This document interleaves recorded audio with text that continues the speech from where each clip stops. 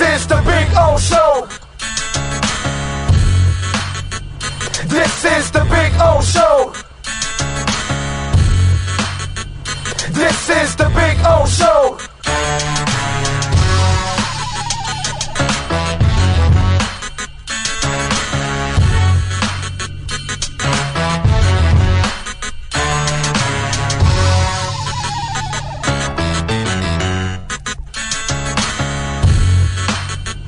This is the Big O Show. This is the Big O Show.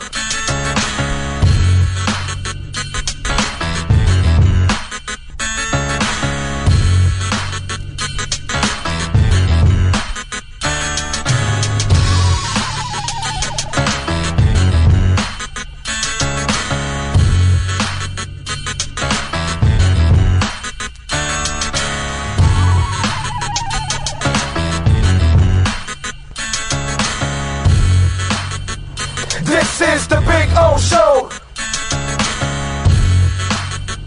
This is the Big O Show.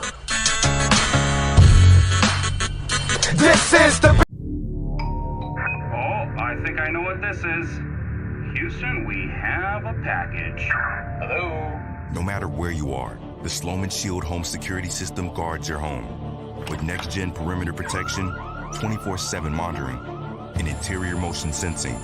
And right now, get a free Sloman Shield security system and doorbell camera, all professionally installed, for free. Shield your world, the Sloman Shield. Oh, great. You have a doorbell camera. Now you have a front row seat to your house getting robbed. They're breaking into my house! Ooh, there goes the TV. I'm sure it'll turn up at the pawn shop. No, not the TV! Just because you can see them, that doesn't mean you can stop them. With Slogans, you get 24-hour monitoring, a free home security system, and professional installation. Plus, free doorbell camera, one that'll actually work for you. Get out of my house! Get out of the house! Call 1-800-ALARM-ME.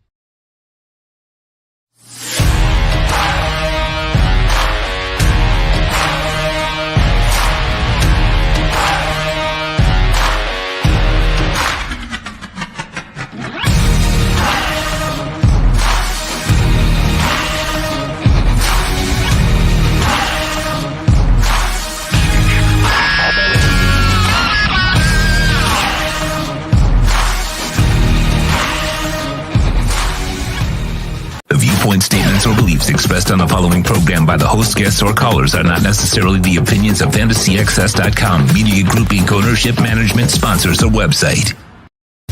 When it comes to South Florida sports teams, very few in the media have witnessed, lived, and covered it like the Big O.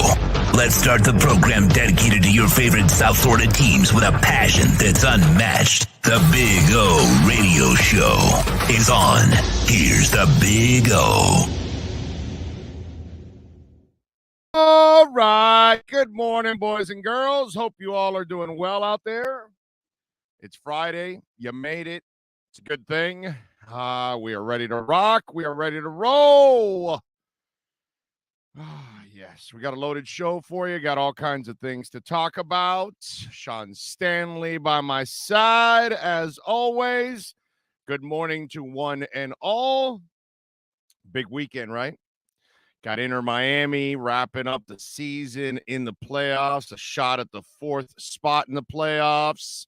We got the Heat in the middle of preseason, warming up for the regular season. We got the Panthers starting off also the regular season. We got the Canes taking on UNC on Saturday. We're going to be at Walk-Ons in Kendall.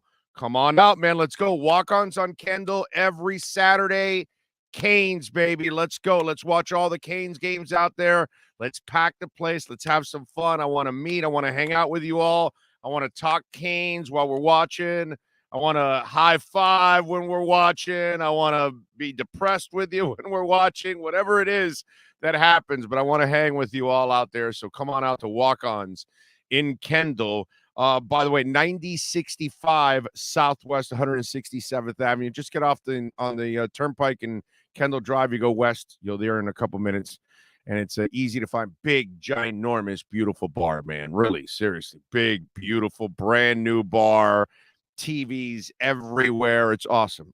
So come on out. And then we got the Dolphins on Sunday. We'll have the pre and the post game show for you. We don't have a home yet for that. That'll be in studio. So that's coming eventually. We'll see. So we will find out. Anyway, thank you all out there. I see already a bunch of you have signed on already on the chat board. I am looking forward to like relaxing tonight and chilling out a little bit, man. Long ass day yesterday. That's for damn sure. Anyway, last night was horrible, huh? You know, as this is like it's got to be tough for, I don't care about the periphery. The people that aren't Dolphin fans and commenting on Tua and all that other stuff. I don't care about that kind of stuff, right? But last night I'm watching the game, and as everything, we like to spin it to our local. And I'm watching this game, right? And I'm going, man, I'm watching this quarterback play. And Russell Wilson's been a great quarterback in this league for a long time. Looks like the wheels are coming off finally on him. Unfortunately, or I don't know, maybe it's just coaching and the whole situation is kind of screwed up, but he's got some talent on the field. Guys were open. He's missing guys, and it's not like plays weren't there to be made, and he left those plays there, So it's a bad look. But forget about the periphery. I was just thinking of the Dolphin. Now, I'm not thinking of the Dolphin like me. Okay, because some of you are Dolphins like me, that you believed in Tua and you were willing to be patient and you noticed what was around him was the problem, not him, right? We don't count. But I'm thinking about this. I'm thinking about the Tua disbelievers, haters that are Dolphin fans. Okay, it's got to be frustrating as shit for them because, one, they've been proven dead ass wrong, right? Which is kind of weird, right? But whatever. They've been proven dead ass wrong. And then all you got to do is just look around the league. Like, Tua is superior to so many other guys that are playing right now.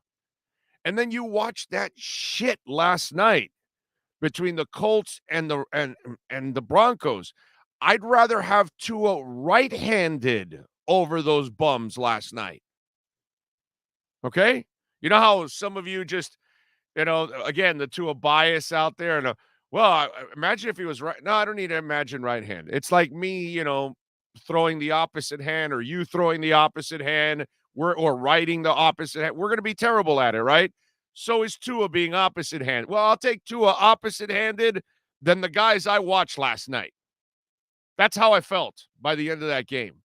I mean, that was just, and I did watch it. It was like, it's amazing how we are just, but then again, I also had some money on it, but I knew I was losing that game already. But it was just one of those where either you had fantasy or you had money on it, or you were actually a Broncos or a Colts fan. So you have to watch that shit. I mean, that was just terrible. And I guess it was so terrible that on Twitter, it's so entertaining on Twitter just to follow what's going on, and you're commenting and other people are commenting and all that kind of stuff. And I think that that's probably what kept me going last night while watching that game, is that the Twitter reaction was just so amazing. And it was just a gross display of football last night. An absolutely gross display of football. And if you're a Dolphins fan, okay, and for those of you that were Tua disbelievers, I would hope you're Tua believers now. Let's hope he takes care of his body. But you don't you appreciate it a little bit more? I hope so. I know. Listen, as much as I'm a believer, I appreciate it even more now. And I know watching Teddy over the next week or maybe two, I'm going to appreciate Tua even more by it's all said and done. Hell, even when Teddy came in, I was like, yeah, I'd still rather have Tua way better than this. And I'm watching last night Matt Ryan, old-ass Matt Ryan, and I'm watching Russell Wilson just completely off, and I'm like, dude, I'll take Tua any day of the week and twice on Sundays over any of these guys. And to think that just a few months ago we had to be defending Tua like if he even belonged in the league, because we had people talking about him like he had no business in the NFL. Okay, we had idiots thinking, no, he can't run a high-powered offense. He can't throw deep. He can't be a franchise quarterback, which is, again, completely asinine to think that. In my eyes, that's the way I look at it. But appreciate it, man. Appreciate it. And let's hope the young man takes care of himself. Let's hope he gets back on the field soon and plays well, because he is the hope you have in order to enjoy high-level football. You know, to go back to being mediocre to at best average on years, yeah, I don't want to go back to that. I don't want to be that. That's what they are right now with Teddy Bridgewater. No, I want to be much better. And number one gets this team much better. So last night you watched that. Whew.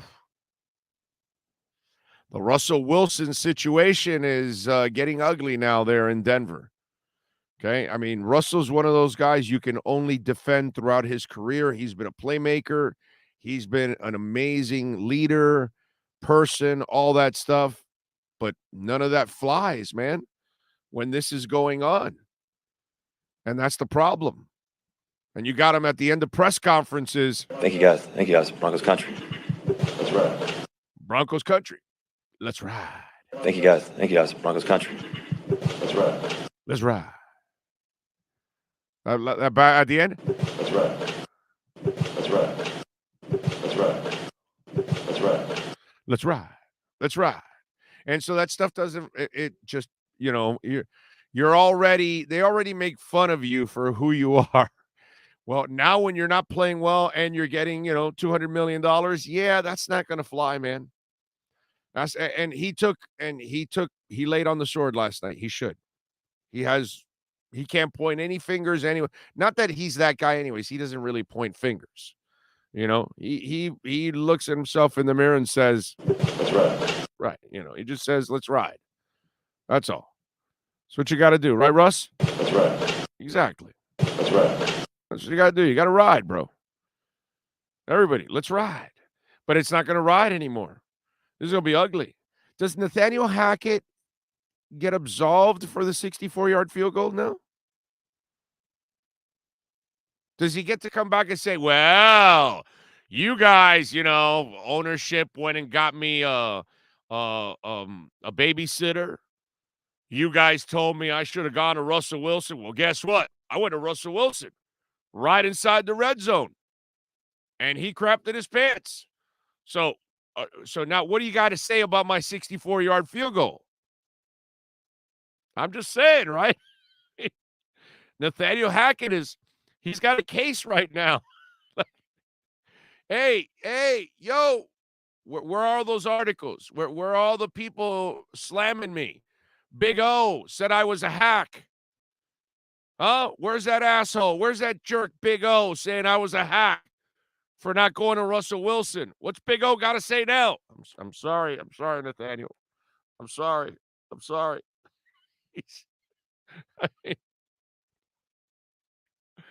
Okay, so maybe we were wrong about Nathaniel Hackett here. Or maybe we're not, because the place is a disaster. But so he's got an argument now. You can't tell him, oh, you should have gone with Russell Wilson. You paid him $200 million. Well, see, I kind of know that Russell, I'm watching him in practice. He's kind of off. I can't trust him. I'd rather trust the 64-yard field goal.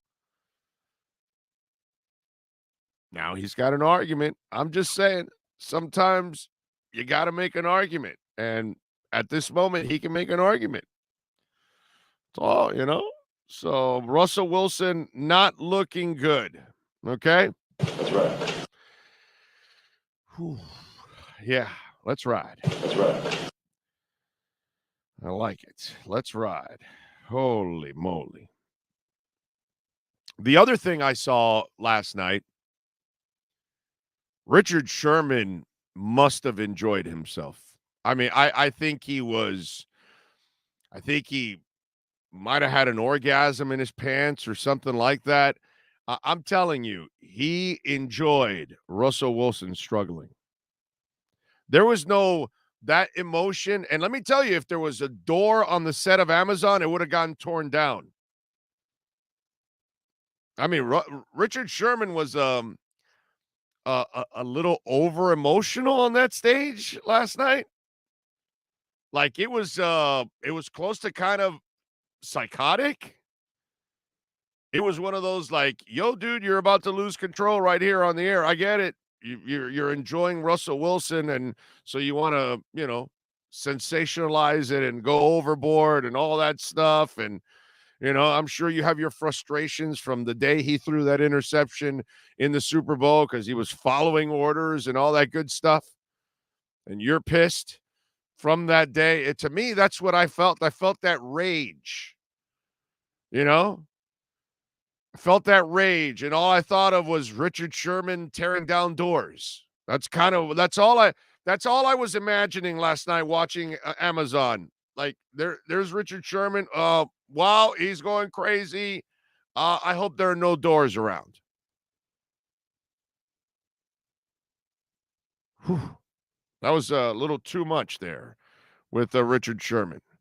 Not just Richard Sherman, but it's also nice to know that Tony Gonzalez, a guy that, is I don't know what I would call him as a broadcaster, but watching him last night, it's nice to know that he gets, entertained easily on his own.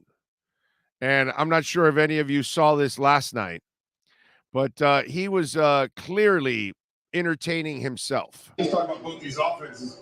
Both these offenses, they better stop horsing around. Horsing around. And he's the only one laughing on the set. One's a Bronco, one's a Colt. They need to stop horsing around. Did you get that? Did you guys get that? Because it was funny. I mean, I was rolling. Were you guys rolling? I was rolling. I just had to go. I mean, I couldn't stay on my couch. I fell off the couch.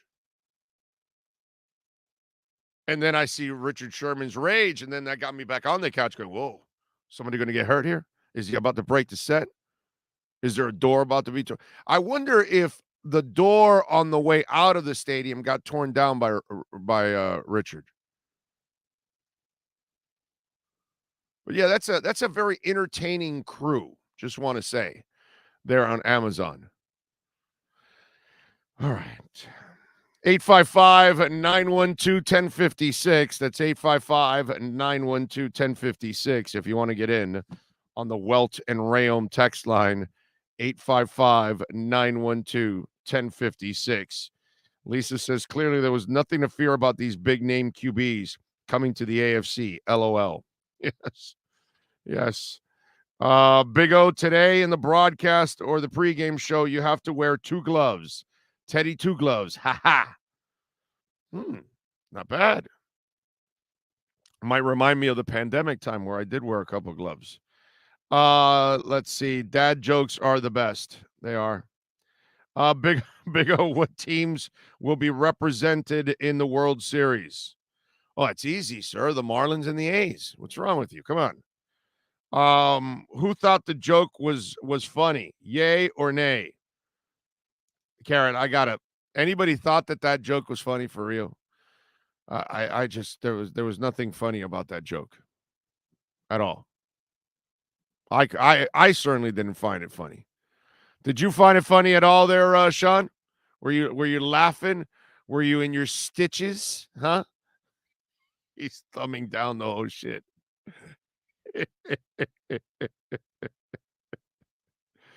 Richard Sherman is far from impartial. No business being on TV. I know he's he was very biased last night. He was emotionally biased. He looked like a guy who was getting locked out of a home. I'm serious. That was just, Big O, did you see the video of Draymond punching Jordan Poole? I haven't. Oh, they did? They released it?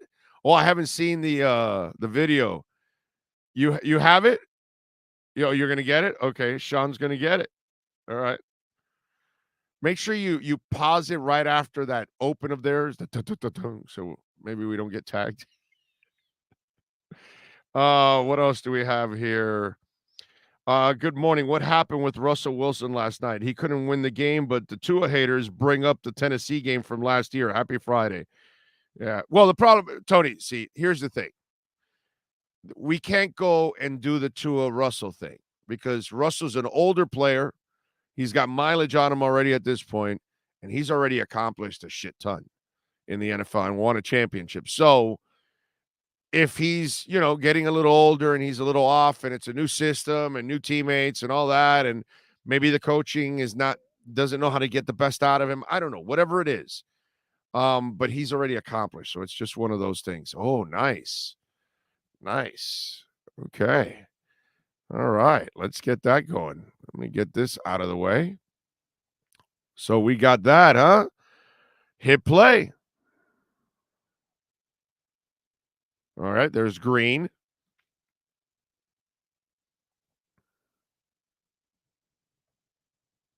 Okay. Doesn't look like they're talking yet. Doesn't look like they're jamming at each other yet. So Poole's on the left side. Now Green's walking over where Poole's at. And so Poole, oh, there we go. Okay. All right. And apparently he's not going to get he's not going to get suspended because of it. I mean, to me, it's not a big deal, bro. Fights happen all the time, and it's water under the bridge. You get over it. Grow the hell up. Growing up in your neighborhood, did you not have fights with your friends at times? Might have gotten pissed off at each other for something, and then you work it out in the next day or week or whatever. Eventually, feelings subside. Guys put it aside. Women aren't good at that. Women, they're a hell of a lot more competitive than men, so they kind of take it a little bit more personal. Sometimes women can't put those kind of differences, but guys have a tendency of fighting and then just forgetting about it and moving on. Just one of those things. And that's why, to me, this is not as big a deal as everybody's making it out to be, because this is something that's been going on forever. What do you think? You're going to stop when you get groups of guys together? You think you're going to stop them from some kind of a difference? I guess you've never played basketball or football or anything competitive or whatever with, when you put a bunch of guys together, crap's going to happen, dude. Testosterone's flying. And, but one thing about men overall, not everybody, because I can't generalize it, but overall, I mean, I can generalize it. I can't say that it's mostly, let's stereotype it there. That's what I mean. That most guys can, there's lots of guys that are best friends and they had fights, man. And then they just forgot about it and moved on. And guys have that tendency of doing stuff like that. So to me, this is no big deal. Who knows, man? Jordan Poole might be an a-hole. Draymond Green's an a-hole, right? But maybe Jordan Poole's a jerk too. And maybe he said something, I know he called him a 3-single hitter or something like that or whatever, but who cares?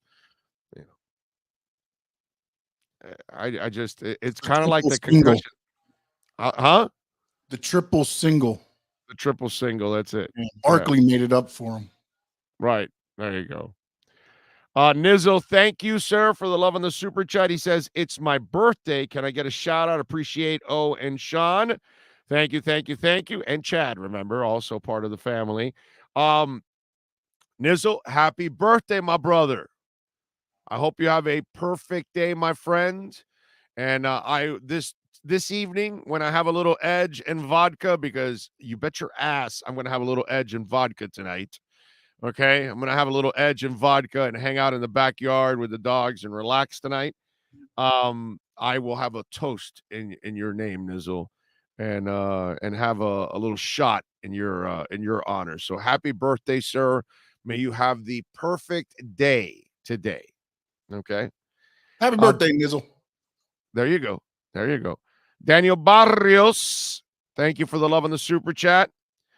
Big O, I wasn't old enough to remember Jason at the start of his career, but I know it wasn't until his fourth season till he became a beast. How do you feel about Jalen's current growth now in the second season? I'm extremely happy with it, man.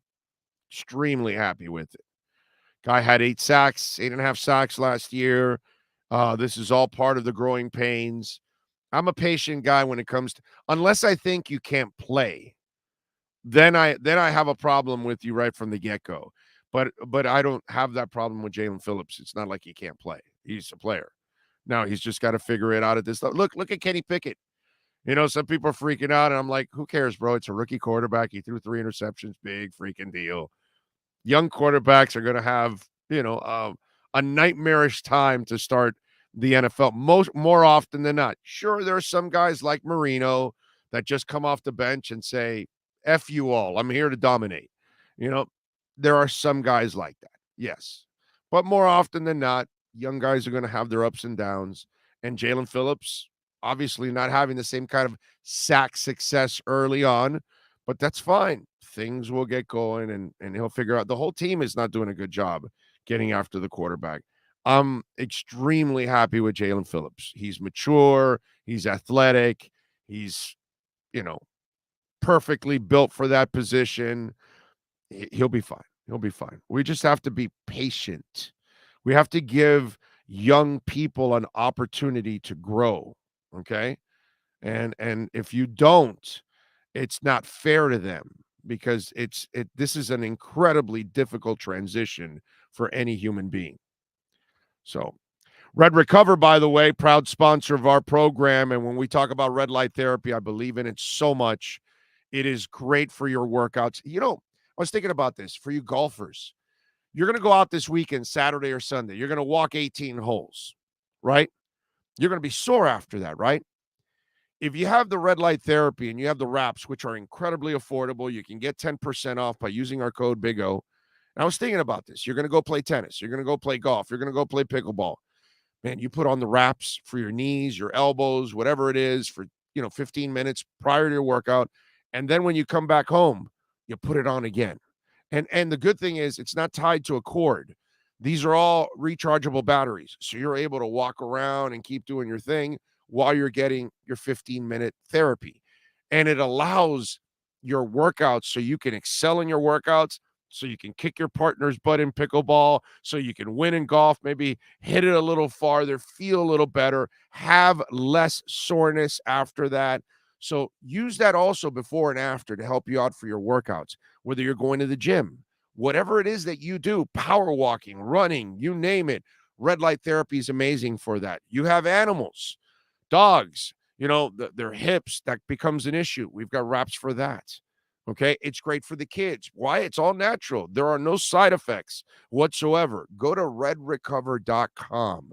Go check out the video blogs, read up on it. I promise you're going to freak out. And when you try the product, that's really what's going to be impressive. So if you got an arthritic issue, you've got a former injury, surgery, all of that, even scars, folks.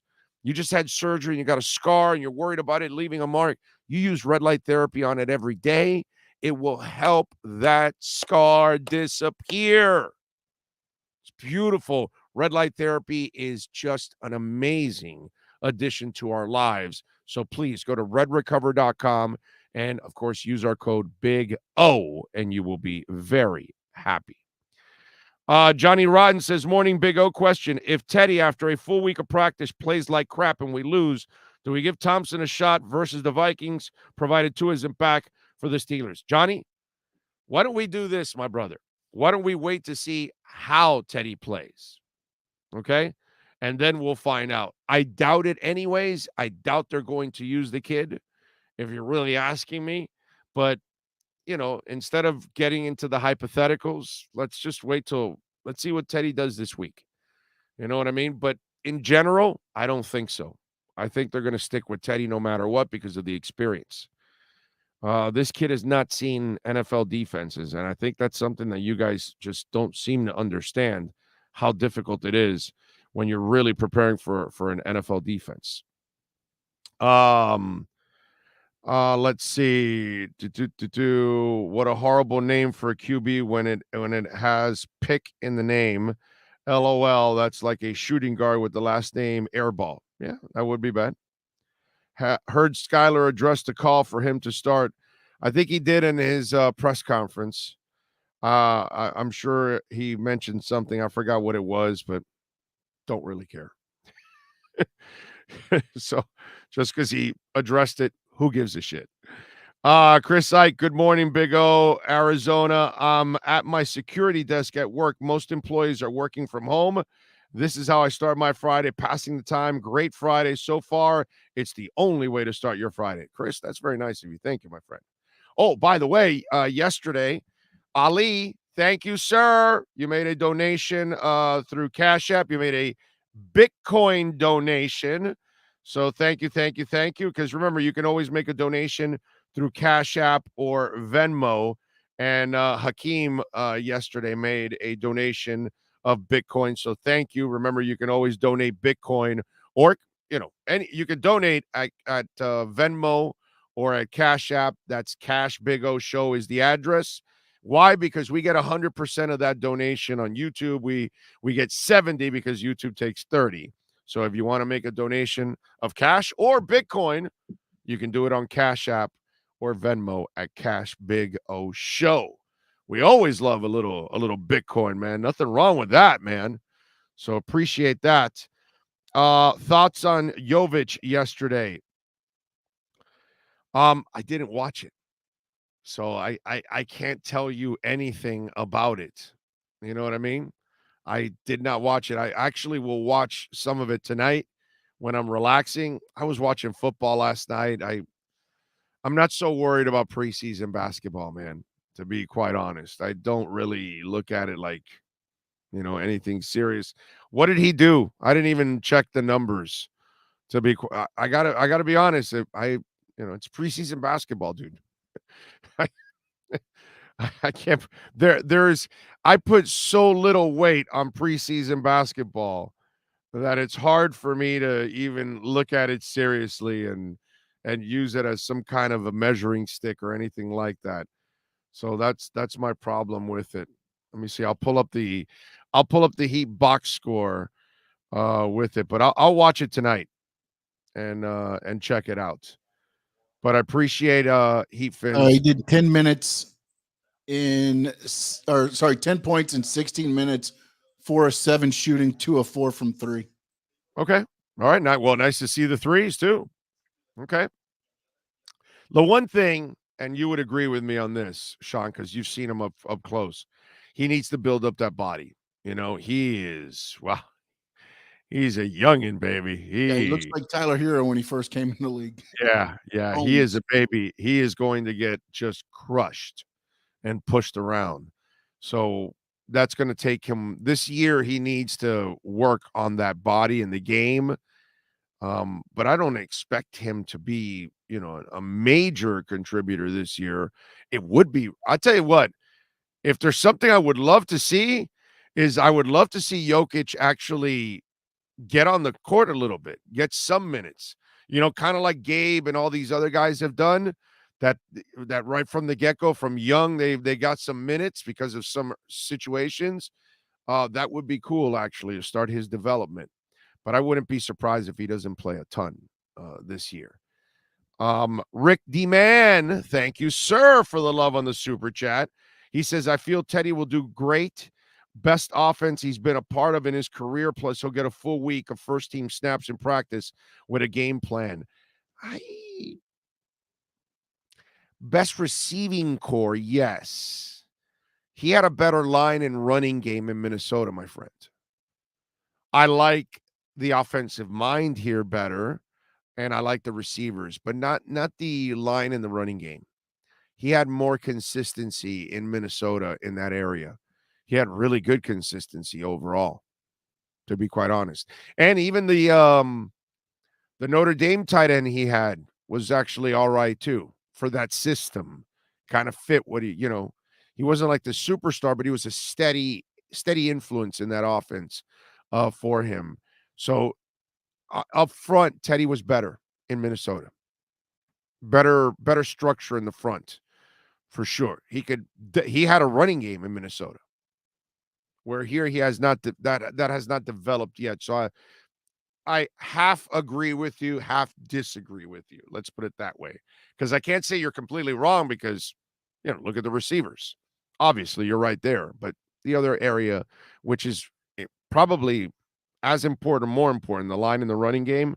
When you've got a line in a running game, you can elevate others.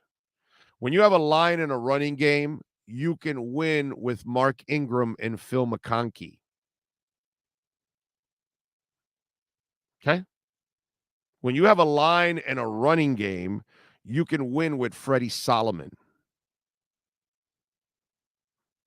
When you have a line and a running game, you can win with Brandon Stokely. Comprende, compadres? So I can pick different eras of football, and I can pick different eras with players that weren't great at the skill set side, but because of the interior, they were strong. They had the quarterback, they had the running game, they had the offensive line, and tight ends usually in those situations. Jamal Lewis with Sharp. Bavaro helped out, obviously, Sims, because, McConkey and Mark Ingram aren't anything special. They were solid players. McConkey had, balls of steel, but he wasn't like this special talent, but he was a tough sumbitch. And so you look at it, so that's why with that your point, I agree and disagree with you on it, because the line and the running game is so important. Why do you think I've said this about Tua the entire time? Fix the line and the running game, Tua will take care of the rest. Okay? Just do that. Just fix the damn line in the running game, and Tua takes care of the rest. I've said that over and over and over and over. I remember I had one idiot go, so what are you saying, that Tua can't play and he has to have a running game and a line? No, idiot. He gets to become the quarterback because he's got a running game and a line. That's kind of what helps, That's kind of the way the game is played. Frankie Fresco, thank you, sir, for the love on the super chat. He says McDaniel wants to win. Teddy has a short leash. Yeah, Frankie, I think you guys are too in love with the third stringer I like him too, but not to the extreme that I want to put him, where I think it'll be a detriment to him and to the team, because I just don't know how he's going to handle that, and it might be disastrous. You want to give your players the feeling that they can actually get this done. And if the quarterback is not competing, not able to get it done, look at last night. You're going to tell me that the players in the Broncos are not losing faith in their quarterback? Please, of course they are. They're frustrated. That Hamler video of him slamming his helmet in the end zone and pissed, that's crazy stuff right there, dude. That's the stuff you do when you have a young quarterback that has no idea what he's doing. And you're frustrated because you're busting your ass and you kind of know the situation you're in. That's the problem. That's what would happen if Skylar goes in and he's all confused. And then he's making mistakes, and then the team goes, well, we're screwed. It's not just about talent. And I get it. I like Skylar's talent, but it's really putting him in positions to be successful and teaching him how to grow in the process. Not just to throw him right into the wolves like that, because your team needs you badly and, you're not experienced. Yes, sir, Sean. No, I was thinking about as you're talking, that's almost what the Jets situation is, right? They take these young quarterbacks and I get it. They pick them in the first round, so there's a difference there, but it's still throwing young, talented quarterbacks into the mix and then watch what they're doing. And watch what they're doing. And it just puts them in hell, you know? And it's tough, man. I like Skylar. I don't want to rush that process. You kind of want to, make sure you build him up throughout. And what have we talked since he got drafted, Sean? What have I said since he got drafted? I told you guys. Project. Right? Didn't I tell you from the day he was drafted? We're way ahead of everybody in the South Florida media and the entire national media and all of this. We told you from the get-go that they drafted him with the intentions of developing him to become the backup next year. That was what their vision was. And that's exactly what's developing. But I think what they're going to do with Teddy, because you have to understand this. This is the part that some of you are still not comprehending. Mike McDaniel is going to be talking about defenses and concepts and how to battle it all, right? Teddy's going to understand that language because he's been in the league for years now. Skylar's not. So then McDaniel has to explain everything that the defense is doing and everything you're trying to accomplish on offense. And then you're trying to put that all inside his computer. It's not an easy thing. Meanwhile, Teddy has faced almost all of these defensive coordinators. He already knows all of their tendencies overall, right? A lot of them, not all of them, because I'm sure there's some that are new. And then he's seen all kinds of coverages and everything. So then when he sees McDaniel's playbook, he's going to be able to right away be able to decipher what part of this puzzle will solve this puzzle. And that's the part that a lot of you are not understanding, the IQ level that is needed. It's not that Skylar doesn't have it. It's that Skylar has not been trained to have it yet. And then all of a sudden you thrust them in there and it's a lot of stuff to think when you don't have time to think. It has to come naturally. You must react naturally. And that's something that, it's not an easy thing. And that's why I fear that, putting Skylar in there, it puts him in a bad situation. And here's the caveat to all of this. And the part that happens on the other side of all of this, okay? And this is typical. You have the unrealistic fan, which a lot of you with Skylar are unrealistic fans. I just want you to know that. I love you all, but I want you to know you're unrealistic. But it's like that fan that's sitting there, right? And saying, oh, no, dude, the Carolina Panthers are going to make the playoffs. Come on, bro. Our Panthers? Are you kidding me? They just traded for Baker Mayfield. Oh, he's going to turn around his career. They're going to win 12 games. They're going to win 10 games. You and I know that the Carolina Panthers aren't going to do that. But the unrealistic fan has just convinced himself, because he's a Panthers fan, that he thinks this is the year. Christian's going to stay healthy, yada, yada, yada, all that stuff. So they win 5. Now he's pissed at the organization, the players, this, that, for his unrealistic expectations. You all out there, 95% of you that want Skylar Thompson, when he goes out there and fails, you're going to say, he sucks. I was wrong. Don't ever play him. And guess what? You're wrong again. You were wrong for wanting him to play, and now you're wrong for slamming him, because now you're slamming him when he doesn't deserve it. Kind of like the people that were slamming Tua for the last 2 years. And I had to fight them and say, you're wrong. It's coaching. It's the offensive line. It's the talent. That's what it is. It's not Tua. It's what it is. So a lot of you that want Skylar, once he goes in there and gets confused and doesn't have success, if that happens, you will be all over his ass.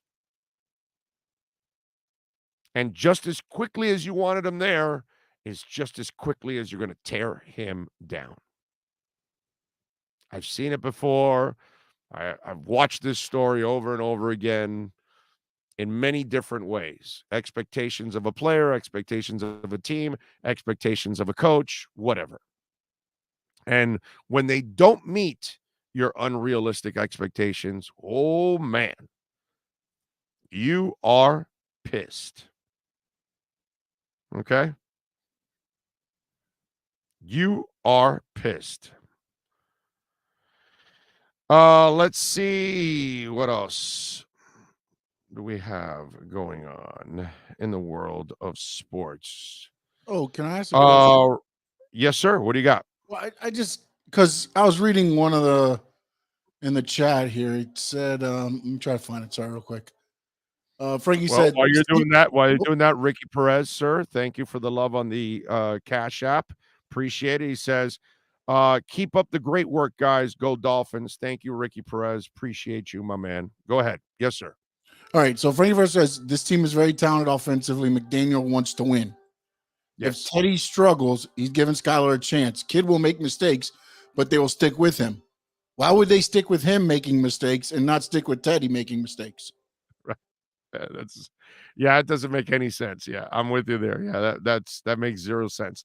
Again, we love Frankie, obviously, super loyal to us here. But I couldn't disagree with Frankie more. And then also, they wouldn't have went out and got Reed Sinnett if they really thought, again, they know in the building where everything's at. They know their process. They probably don't want to try to throw Skylar into a game time situation, because if he does make mistakes, you kill the confidence, and then everything you've built up in that preseason falls to shit.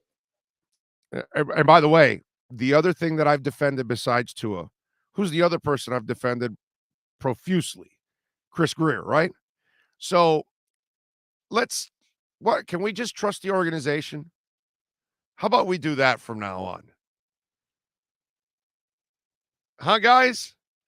If there's a reason why they like Kader Kohu, and, there's a reason why they like the tight end, they like whatever, let's just let it go, man. Let's just let it go. Overall, they make pretty good decisions with their personnel. You know what I'm saying? And now they bring back Reed Sinnett to win it. Which, by the way, they worked out Reed Sinnett, Jake Fromm, and Ben DiNucci. Did you hear about Ben DiNucci, Sean?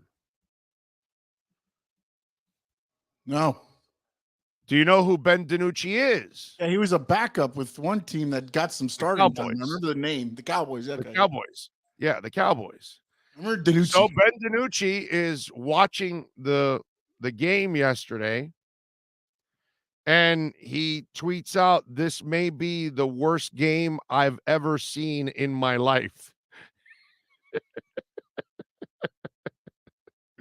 I'm going to pull up the exact quote for you, but I'm paraphrasing, but I'm pretty close to it, that he actually said, yeah, this is the worst game I've ever seen in my life. And then, he wasn't done, actually. So Ben DiNucci had a very, active last couple of days. He came down to Miami, worked out with Jake Fromm and Reed Sinnett to win it. So they chose Reed Sinnett to win it. And DiNucci was a 7th-round pick from Dallas in 2020. So he says, he tweets out, "There's a good chance this is the worst football game I've ever watched in my entire life."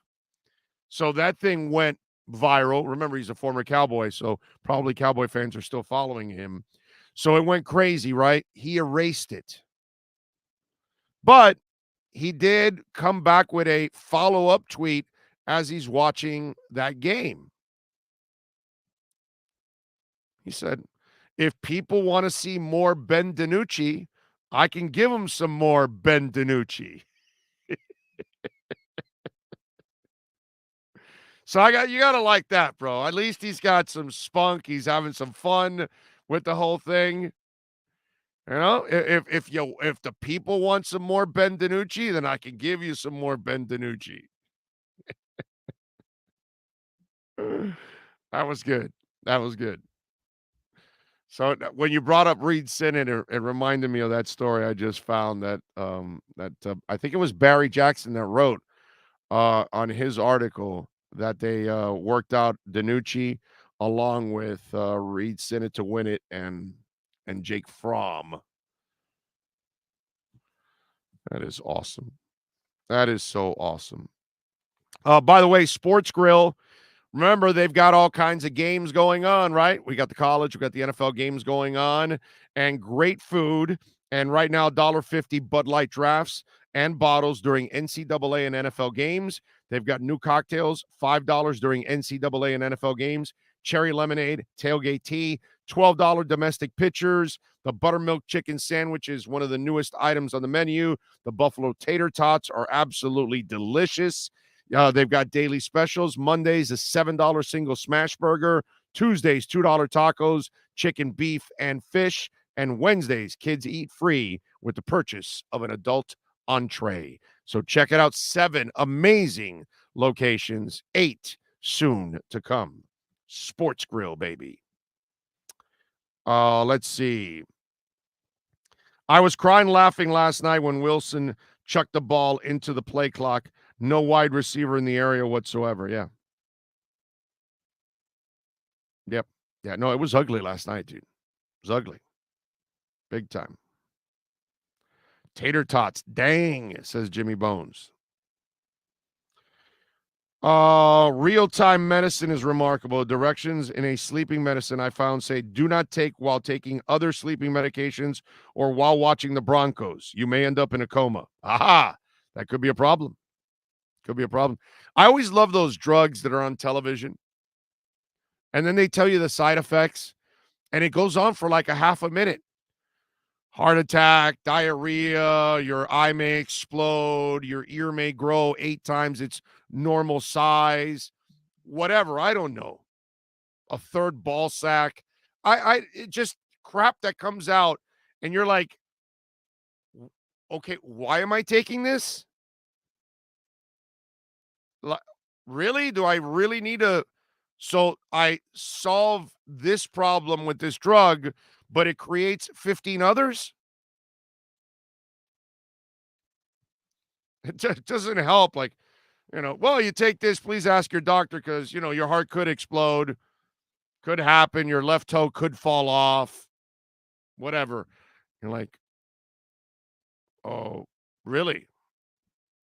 What the hell's going on here? Weird, I gotta say. Weird. Oh, let me see here. What do we got? Thank you, Rick D. Man. Appreciate you. He says, for Teddy, we'll roll out to the right, strong side of the line, says Rick D. Man. Thank you, sir, for the love on the super chat. Very nice of you. Thank you, thank you, thank you.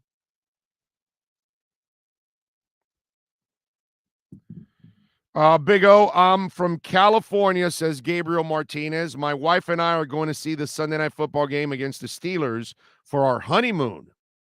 Any can't-miss places we need to check out in Miami. So you're coming with the wife. I mean, I don't know what kind of, people you are. That's the problem, dude. Are you outgoing? Are you just sporty? Are you nightlife type people? Are you food people? Are you boating people? I don't know, because obviously the Keys is always a great place to go to fish, great restaurants, go see the sunset, all those kind of things. If you're going with your wife, Fisherman's Paradise, by the way, on, I want to say it's like mile marker, 95 or 103 or something like that. Pretty cool place to eat, see the sunset, feed the sharks they've got there. I don't know what kind of person you are. If you're a nightlife person, then go to South Beach and party. That's not who I am, not anymore, at least. That was me in the 80s. But there's lots of clubbing there. If not, you go to Las Olas. Great place to hang out, go by the beach, restaurants. I don't know. It all depends on what kind of people you are, Let me see what else I could tell them to go to. I don't know. It's very general when you tell me something like that, Saturday, come see us at Walk-Ons in Kendall. See the UNC game, eat some great food. Drew Brees' bar, by the way. Drew Brees. I wonder if I have that drop. I remember that drop of Drew Brees. I don't know if I have that drop. That would actually be cool if I have that drop. I don't remember using it in a long, long time. But who knows? Maybe I have it. Let me see. We will look for it here. We will try at least. I remember that drop. Drew Brees. Wynwood. Yeah, Wynwood's another place. That's a great place to go hang out and eat some food and hit the clubs and all kinds of stuff. I agree. I think Colts miss Wentz. Matt Ryan looks like his shoulder should have retired. Eric, have you watched Wentz over in Washington? Nobody misses Carson Wentz, brother. Okay? That's like saying you miss Mama June on television.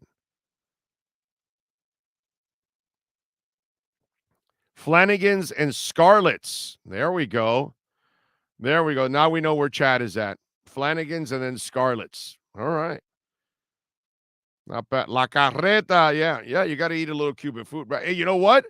If you want a little culture, you go to different spots, man. Go to Little Havana, Little Haiti, stuff like that. Get a little feel for the different communities. You could do stuff like that also here in South Florida.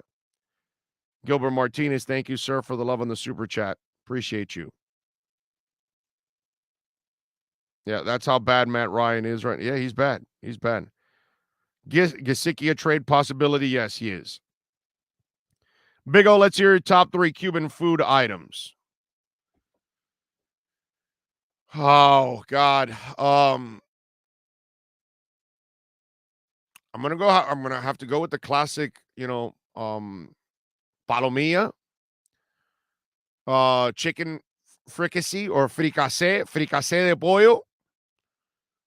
And obviously, I don't know what do we. I love lechon. If we're gonna go there, you know what I'm saying? Or are we talking like maduros and rice and beans or moro or stuff like that? I don't know what you would label, Cuban per se, or Cuban style steak, or a Cuban style lechon or whatever. But yeah, something like that those would kind of be in my wheelhouse, as they say. 0313 Fins. Thank you, sir, for the love on the super chat. Very nice of you. Very nice of all of you. And remember, walk-ons tomorrow, 2 p.m. we start our broadcast, 9065 Southwest 162nd Avenue in Kendall. Okay? And one of the things we like to do is our Lenny Locksmith Lockdown segment. We gave you one yesterday. Let's do one right now.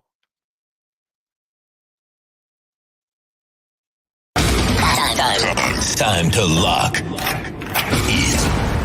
down. The Lockdown is brought to you by ALennyLocksmith.com. Services in South Florida from Miami to Port St. Lucie. In Central Florida, ALennyLocksmith.com locks it down in Orlando and Tampa Bay. Here's the Big O to tell you what needs to be locked down. I got to tell you, I did not lock it down last night. I screwed up last night. I took the Broncos -3.5. I know the Colts are a crap show, but my God, the Broncos are a bigger joke than the Colts, and they're both a joke. Seriously, I would hate to be a fan of either one. Last night, I'm watching this, and I'm going, God, I appreciate Tua and the Dolphins so much right now. I can't wait for Tua to return, man. Because watching the crap that's gone on, and obviously watching the crap we've all gone through since Marino, God, I want Tua to stay healthy. Oh, man, do I need Tua to stay healthy. But I took Broncos -3.5. The Clowns lost to the Colts at home 12-9 in a field goal fest that probably could only make the late Tony Sperano, and bless you, Tony, rest in peace. But we all know how much Tony loved his field goals. That's the only guy that would have enjoyed last night's game because last night's game was just a crap show. So we lost that one. We dropped to 38-30-3 against the number. Well, we are going to look to bounce back tomorrow. Unfortunately, it's at the cost of the Miami Hurricanes. I cannot understand by any way, shape, or form how the University of Miami football team is favored over UNC, who has a quarterback and an offense that can score at will, and Miami does not have a secondary that can stop anybody in the process. So, unfortunately, I've got to lean to UNC plus 3.5 against the University of Miami. This is one I tell you where I'm going, but I'm not telling you that I'm going to do it because I hate betting against my favorite teams. But I got to tell you something. To me, this is cake. This is the easiest money out there. And I don't know what the hell that Vegas knows that I don't, but I don't think the University of Miami has any business whatsoever being favored over UNC. To be quite honest, they've got a ton of injuries going into this game all over the place. Their secondary is absolutely just brutal. I'm going UNC plus 3.5 here. That is our LennyLocksmith.com lockdown selection. The Lockdown is brought to you by LennyLocksmith.com. Lockouts or lock changes for home or business. Car key replacements and programming. All model cars. 24-hour service. Call them anywhere in South Florida at 855-869-5625. Go to the website at LennyLocksmith.com where we lock it down. You get locked out of your home, you get locked out of your car, you call the great people at Lenny Locksmith, Dade, Broward, Palm Beach, even up in Port St. Lucie, they'll take care of you. Tampa, Orlando, we've got offices in Phoenix, Arizona. So there you go, LennyLocksmith.com. 1 hour down. Hour number 2 is next. Manny Navarro is set to join us here on the program next. Why is it that you get locked out in the worst moments of your life? Where are my car keys? Man, I can't find my house keys. In those frustrating moments, you need a locksmith you can count on. Lenny Locksmith in South Florida, from Miami to Port St. Lucie. In Central Florida, Lenny locks it down in Orlando and Tampa Bay. Lockouts or lock changes for home or business. Car key replacements and programming all model cars. 24-hour service. Call them at 855-869-5625. Go to the website at LennyLocksmith.com. Oh, I think I know what this is. Houston, we have a package. Hello? No matter where you are, the Sloman Shield home security system guards your home. With next-gen perimeter protection, 24/7 monitoring, and interior motion sensing.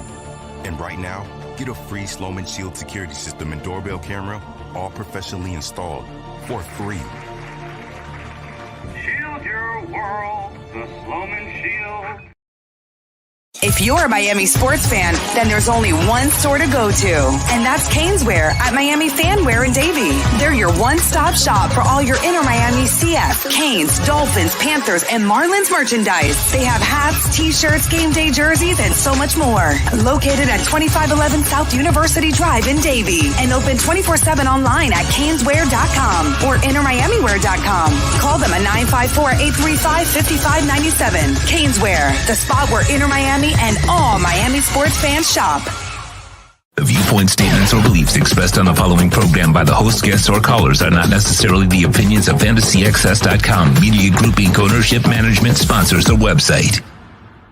Time for Canes fans to get what they want. Information, insight, and perspective. It's the Caneswear Miami Hurricanes Report with Manny Navarro, exclusively on the Big O Radio Show. Here's Big O and insider Manny Navarro.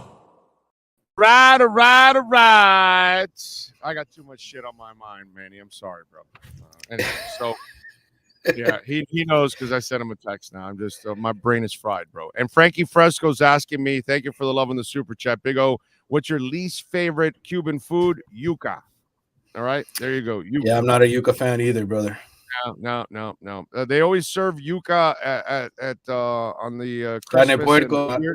Yeah, with carne puerco and the black beans and rice. Yep, always. And so they have to make for me. Oh damn it! What's the name of this thing that I eat? That tostones. I don't eat. No, not the tostones. No, not tostones. It's a little bit more like it's not as common, but I love it instead of the yuca. Damn it! I'll remember now in a minute when we get to it. But thank you, Frankie. But yeah, yuca, I have no interest in whatsoever. Damn it, I forgot what it is that I make the old lady make for me every damn year twice because I'm the only one that really likes it. Or, well, everybody else likes it, but it's not common as much. Damn it, what is it? Oh, well, anyway. All right, Manny, I just did a Lenny lockdown segment where I gave my pick, and yeah, I don't get it, bro.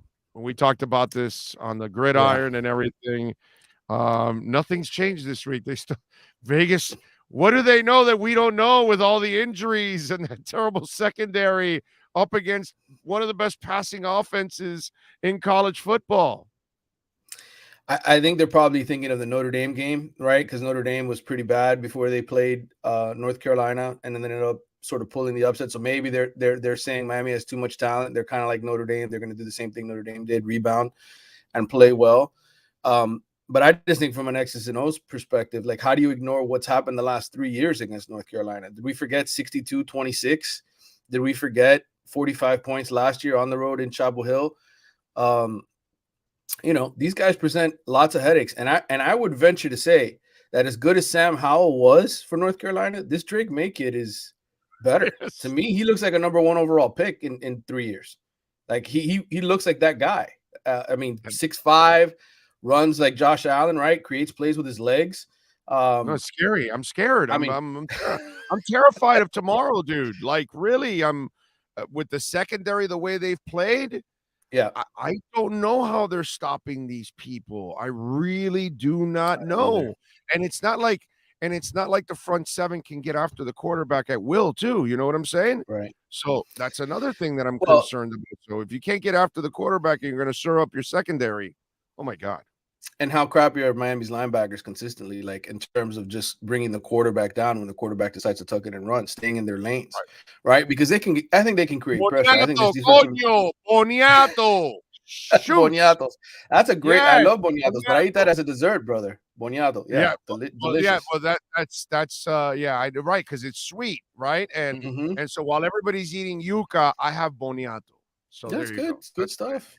Yeah. I love boniato. Go ahead. But what is boniato in English? I think it's not pumpkin. What's the word I'm looking for? Sweet potato, something like that. Definitely, but it's not. Is it made out of sweet potato? I think it's kind of like a sweet potato, isn't it? Yeah.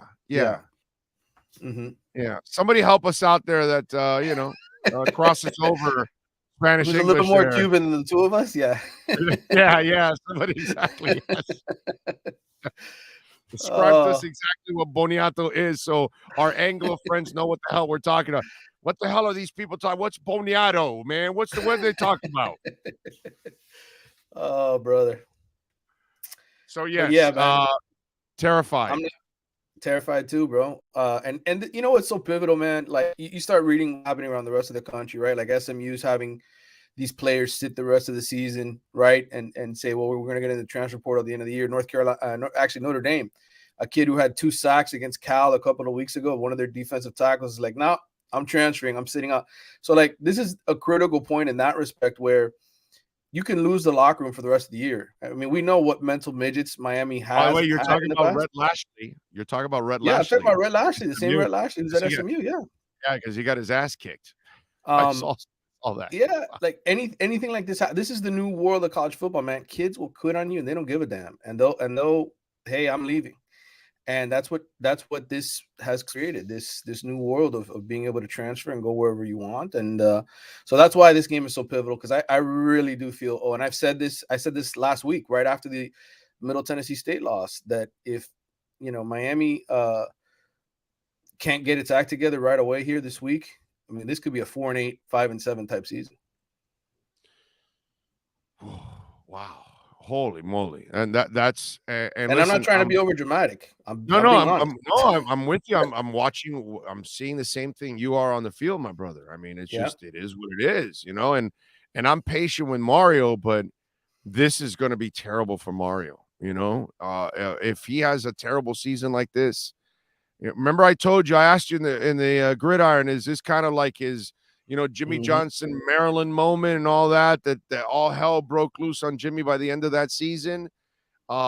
Same kind of thing is going to happen with Mario, that people are going to say, oh, wait a minute, man, all this money and all that. And it's not going to be fair to the man. You know what I mean? I'm not going to be one of the ones.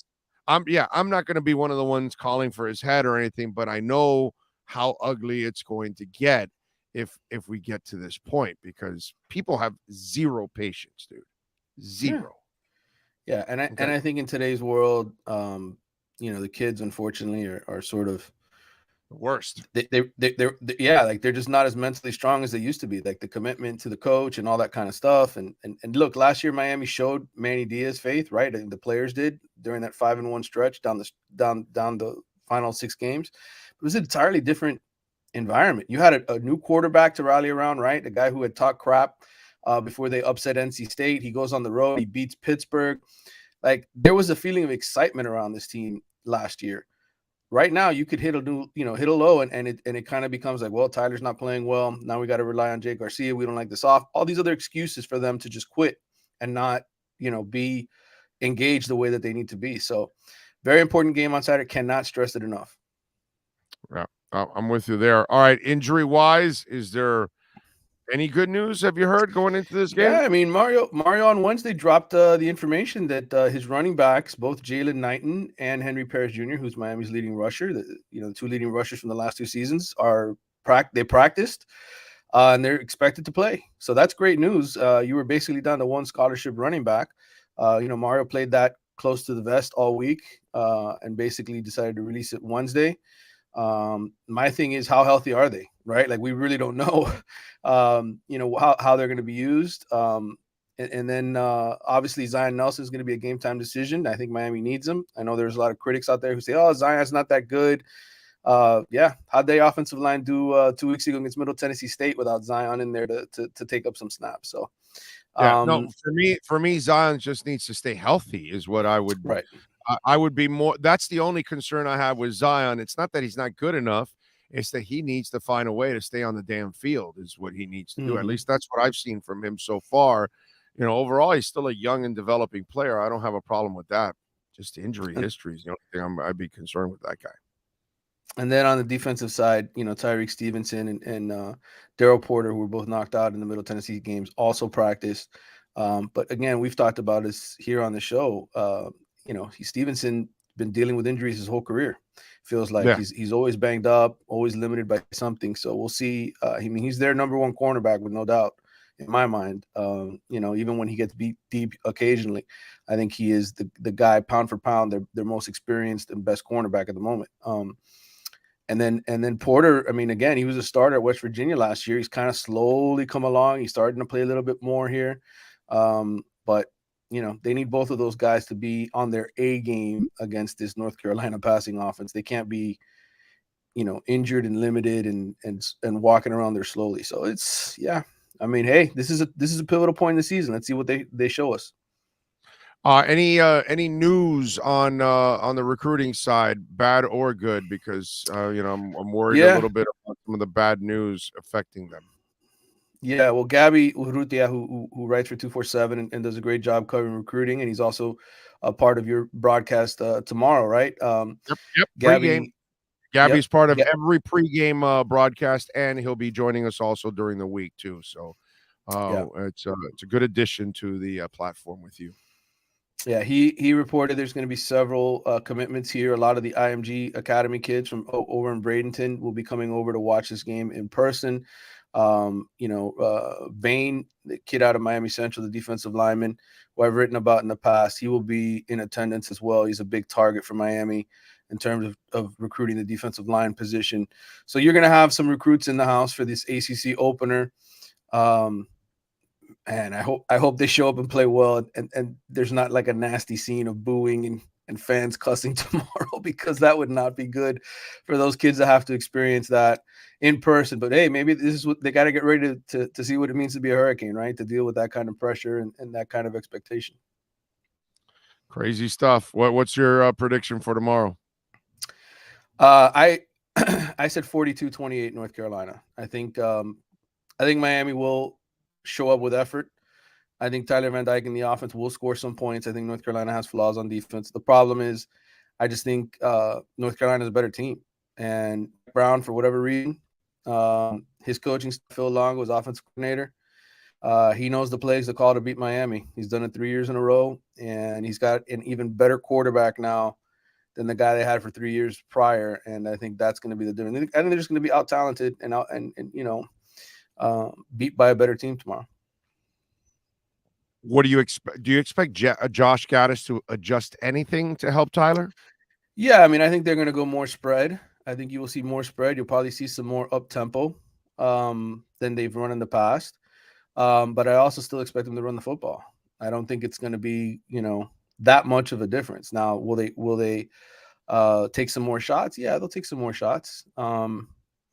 I have no problem running the football, but I do have a problem that you don't add more spread to it and make him a little bit more comfortable with what he can do. Now, then again, listen, man, if receivers are going to drop passes, and it doesn't matter what offense you run, bro.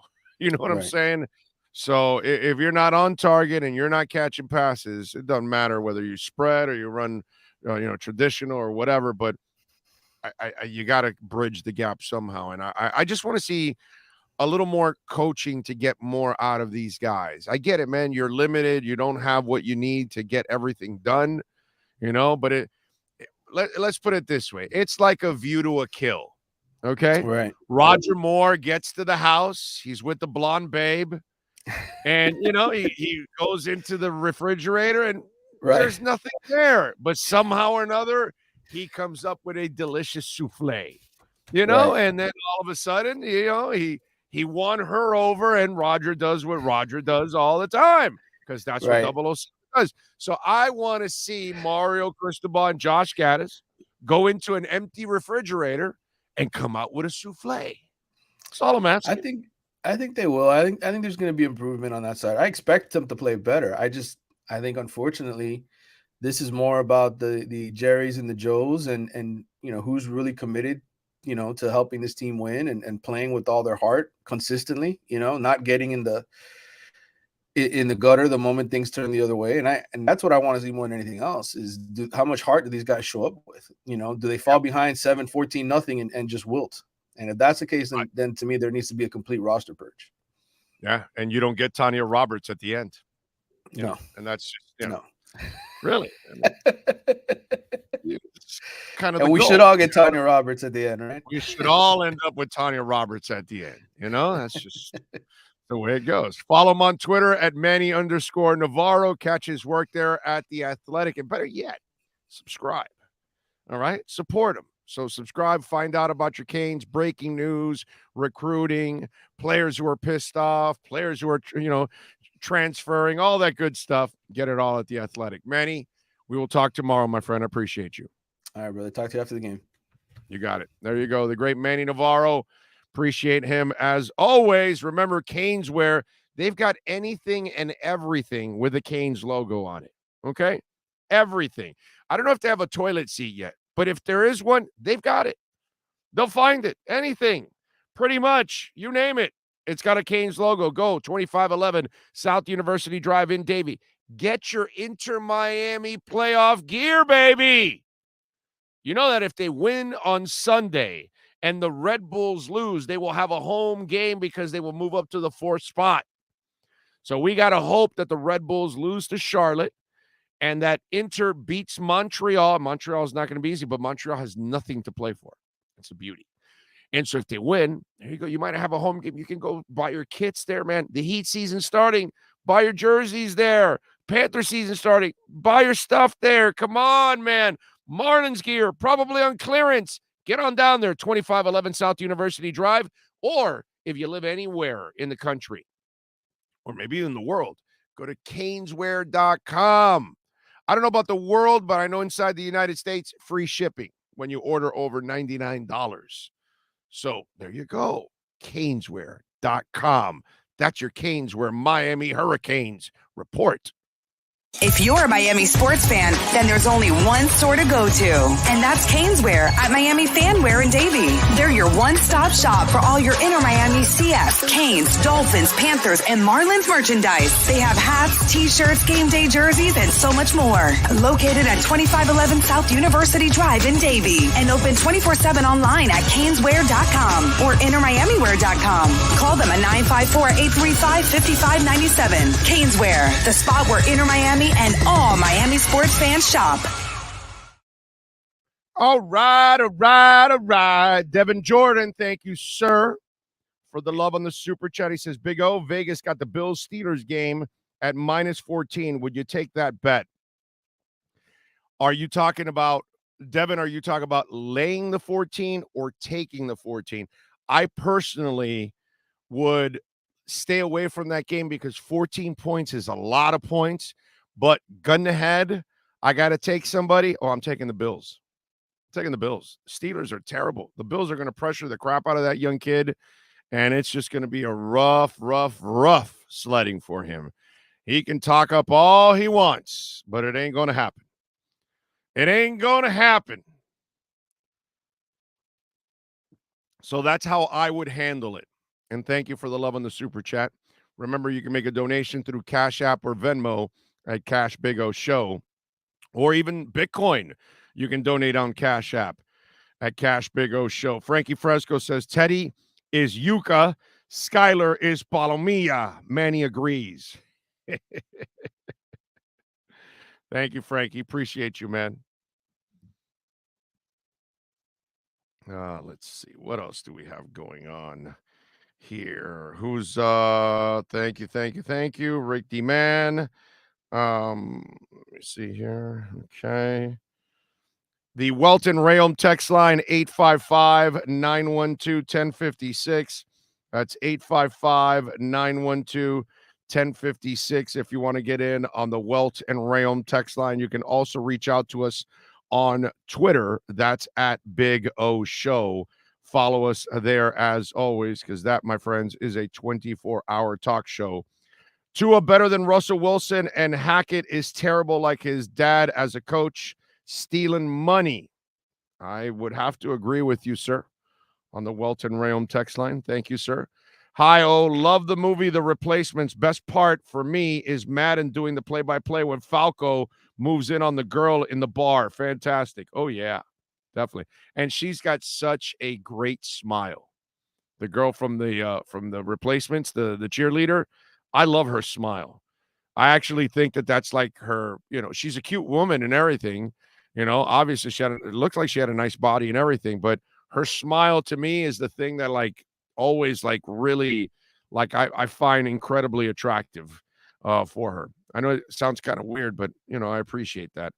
I'm going to the MetLife Takeover game as usual this year. There are 1,400 tickets sold. I want to send you videos of the tailgate in our Dolphin New York City group section in the stadium. What's the best way to send it? To your text line, direct message, Jeff from Long Island. It's really simple. Everything Big O Radio Show at yahoo.com. Okay? That's the best way to send anything. You guys want to send me an article, a picture, whatever, Big O Radio Show at yahoo.com is the email for the show. Okay. Let's see. Okay, they got the line through here again. Man, I've listened to Joe for decades, but I've never realized how much his thinking is influenced by national sports guests. They don't really have the knowledge of the team they should. These national guys are telling him we need to see from McDaniels this week to see if he's is real, and two Bills is enough. QB, they doubted him, man, it's unreal. I guess you're talking about, are you talking about Rose or something? I'm not exactly sure, but either way, listen, the whole year is a test for McDaniel. And there's going to be different ways he's going to be tested. He was tested in Baltimore, and he passed, down 21. He's tested to get the best out of Tua. Well, he was doing that, right? And so there's progress being made. He was tested. Can he build an offensive staff? Well, it looks like it's way better than Brian Flores, right? He's passed a lot of tests. The national people are just full of shit. They don't follow the team every day. So they generalize and they pick and choose. And, it's like last night, I'm watching the Himes kid, unfortunately, gets rocked, right? Well, the Colts handled it way better than the Dolphins. Oh, get out of here, bro. Are you writing that about Cameron Brate last week when he got knocked out and came back? And they're saying it's a back when you know it's a head and all. Oh, give me a break, dude. Are you saying it about T. Higgins when he's playing with 2 concussions? It's laziness. It's just clickbait shit, man. That's all you get from these people. They don't really follow the team. They don't cover anything objectively overall. What they look for is the shock value of everything. And then that's what they do. Then they'll get on there and they'll argue. And they'll go back and forth, and people will take sides, and they'll come up with ridiculous points and all that just to get a rise out of you guys and ladies. And that's the problem with a lot of this shit that goes on. And I keep telling you about all of this, that they expose themselves all the time that they don't know. Okay? Because we needed a coach down here that can build an offensive staff. Do they know that? So they don't know that. Okay?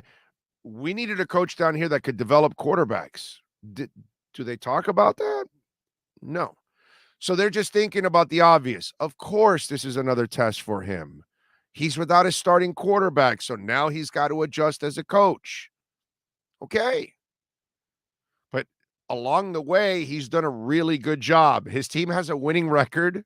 He built a really good offensive staff. His young quarterback, well, he's getting a hell of a lot more out of that young quarterback than Brian Flores ever did.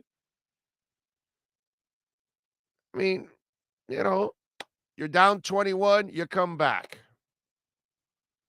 4th and 7, you call one hell of a play, and the game's over. Don't tell me that McDaniel's done a phenomenal job. McDaniel is working on Coach of the Year. Okay? So, kiss my ass. That's what he's working on. So while they talk about this test or that test, there are a few coaches that have done a better job than Mike McDaniel. You got to go with what? The guy in Philly, Sirianni, right? Because he's undefeated. Okay, so whatever. That's fine. But he's right up there. He's one of the 5-6 best coaches in the NFL in performance this year so far. But nobody's going to say that because, they would have to look at it objectively. They would have to look at all the things he's already accomplished in a very short time. His receivers lead the league. His quarterback's one of the best in the league. Whatever, man. His offense is top 10. Whatever. Yeah, no, he's got to pass the test. Kiss my ass. It's just ridiculous. That's why I don't listen to a lot of this stuff. When you tell me, oh, did you see what this idiot said or that? No, I don't, because I know they're idiots. And plus, I also know I forgot more about the Dolphins 25 years ago than Skip Bayless and Calturd and all the clowns that are on ESPN combined. Okay, all those guys you see arguing every day, the fat guy, Rex Ryan, and all those guys. I forgot more about the Dolphins 25 years ago than they would ever know. So why am I going to listen to that garbage? Because I know what they're trying to do. I don't play that game because that's not my style. We all have our own styles, man. You want to be a goof on the air? You can do that. You want to do sports talk? You can do that. You want to be the clickbait artist? You can do that. And that's exactly what's 90% of radio and television. Clickbait artists. Very few people are doing pure sports talk. And then the other people goof around on the air. And that's it. So you have your choice. It's up to you. You can pick and choose whatever you want to do. But I can tell you that most of those people nationally, they don't know the Miami Dolphins. Really, they don't follow what's going on. Manny J. Snow, thank you, sir. Controversy. What is this? Botchnich. What is that? Is what sales? What? Why am I not? I don't even know how to pronounce that word. Botchnik is what sells these days. Why is my brain jumbled and I can't read that word? Botchnich. What is that? Somebody help me, because I know I'm pronouncing it completely wrong or something like that. I'm not getting that one. Manny, you got me on that. It's sad that if enough people tell your story for you, eventually that's what you will become. McDaniel's too smart to let talking heads tell people who he is. Just keep doing you, coach. Exactly. Youngblood says, speaking the truth. Thank you, sir. Frankie says, Nikki is the only one that actually goes to games. Big O, there's a microwave society. Every coach has something to prove every single game. If not, ask Harbaugh how warm is his suit right now, regardless of what he's done in the past. Jamie chiming in on that. Say it in Spanish. Oh. Yeah, gossip in Spanish. Oh, bonchicha? Oh. I did not know that bochinche. I did not know that was gossip in Spanish. What do we call each other in Spanish when you're nosy? Besides metido, God, what's the word? There's another word, but is that a Cuban word or is that another nationality? Because obviously, sometimes maybe my Anglo friends don't know this, but in Latin languages, just because Spain and Mexico and Venezuela may be all speaking Spanish, their slang terms are completely different for all kinds of things. So that's why I'm wondering: is that a Cuban word, or is that another nationality? I'm not sure. So you got me on that one, Manny Jason. I didn't even know that word, dude. Didn't even know that. Chimoso. That's my word right there, Karen and Frankie and Eric. And yeah, chimoso is definitely my word. That's the one I'm used to, chimoso. That's the one we use all the time. He says, no, Puerto Ricans say that. Okay. So Puerto Ricans say that word. Okay, I didn't know. Gabriel says, I'm Mexican, and we say metiche. Okay. All right. Panamanians say bochinchar. Okay. That's what I mean. You gotta know the slang terms of every language in Spanish. It's different.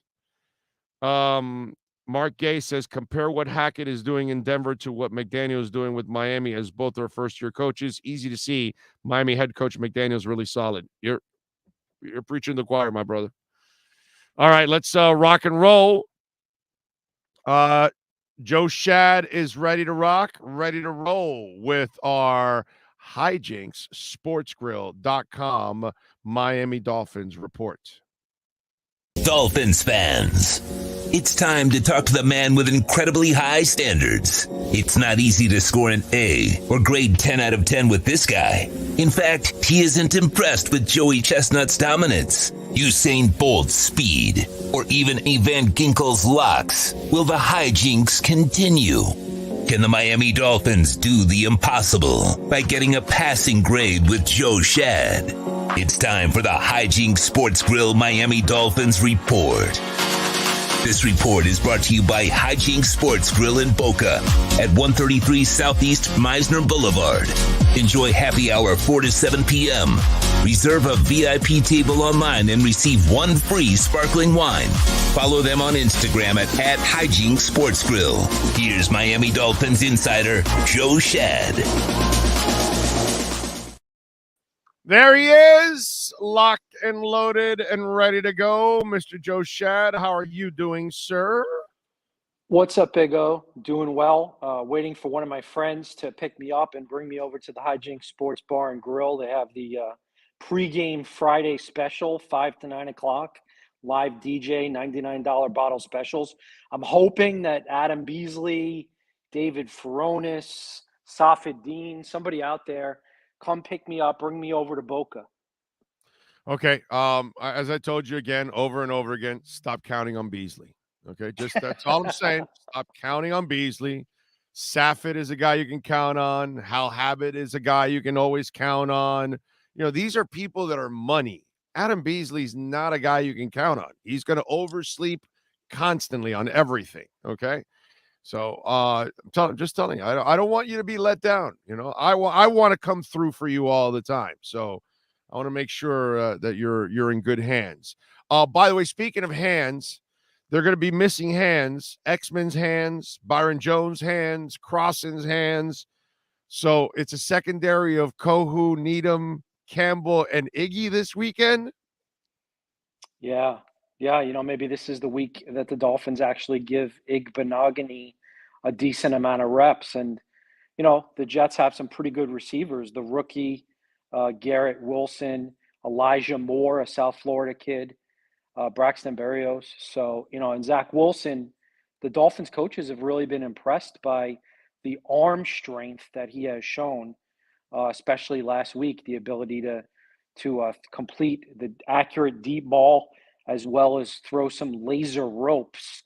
He has special, unique arm talent. And so Zach Wilson's big arm, that's a challenge for the Dolphins' inexperienced secondary. Do you the Dolphins have not been able to get to the quarterback, my brother. And if there's something you want to do on Sunday, you would like to blitz the crap out of this kid and try to force him into mistakes. The last thing you want to do against a secondary like that is to allow him to sit there and pick them apart. So what the hell do the Dolphins have to do, Joe, to get more pressure on the quarterback? Because I got to tell you, with Teddy there, this is the week to start pressuring the quarterback in a big time way. Yeah, and I'm going to make a little prediction. I don't make a lot of predictions, and I doubt this is one of those special things you can bet on. But I'm going to say Jalen Phillips has 2 or more sacks. Jalen Phillips, 2 or more sacks. The University of Miami product. He's been getting the pressures. He's been beating people and not getting the sacks. And I think this is the week. You know, that Dwayne Brown, he's questionable, the veteran Jets offensive tackle. And they have a couple of other injured tackles. So, you know, really an opportunity. And, you know, and Zach can get rid of the ball quickly. But I think this is the week that Jalen gets to the quarterback. I keep saying we got to bring a group of MILFs as cheerleaders right next to the Dolphins bench there, and then, you know, replacement style, and then that'll keep Zach kind of busy. And that, you know, I'm just saying, bro, you know, let's force him into some kind of mistakes. You know, it is what it is. Zac Efron, right? Is that he kind of looks a little like Zac Efron? Is that the actor? Zach got some that is the actor, and I don't know if they kind of look like each other, but they're kind of in the same mold. Yeah, I like your thinking. I don't think they look exactly alike, but they're kind of the same kind of guy. Yeah, I get what you're saying. Yeah, it kind of reminds you of one or the other. BYU guy, just like Kyle Van Noy, the old Dolphin and Patriot. Yes, exactly. I'm with you. All right, with Teddy starting this week, what are you expecting? What do you think how they're going to handle it? Because there's a lot of people that think he'll be on a short leash and that they'll go with Skylar if anything, or that the coach could be preparing Skylar just in case this that. I'm kind of the belief that I don't think you'll see Skylar no matter what. Teddy would have to be so atrocious. He would have to look like Russell Wilson last night in order to really throw him in there. And I just don't see Teddy as a guy that's going to look lost because he's such a prepared pro. You know what I mean? So how are you viewing how you think McDaniel's going to handle the quarterback situation? It's hard to know because McDaniel is a first-year head coach, and until he's put into certain situations, you don't know. Certainly, if the Dolphins are trailing 17-3, which would be quite unexpected, but if they were trailing 17-3 and we're a few minutes into the fourth quarter, yeah, maybe throw in Skylar for a spark. But it's kind of disappointing to me that a decent majority of the Dolphins fan base doesn't want to give Teddy a chance.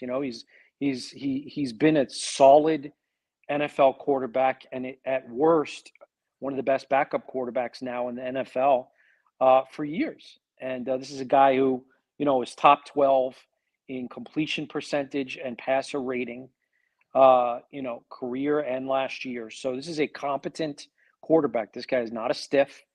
He knows how to read defenses. He has poise and composure. He's fairly accurate. He's actually somewhat similar to a right-handed Teddy Tua Tagovailoa. Imagine Teddy Tua Tagovailoa. You get what I'm saying? So yes. I think he'll do fine. And I wrote a story that I'm very excited about. It's on the Palm Beach Post Sports website right now.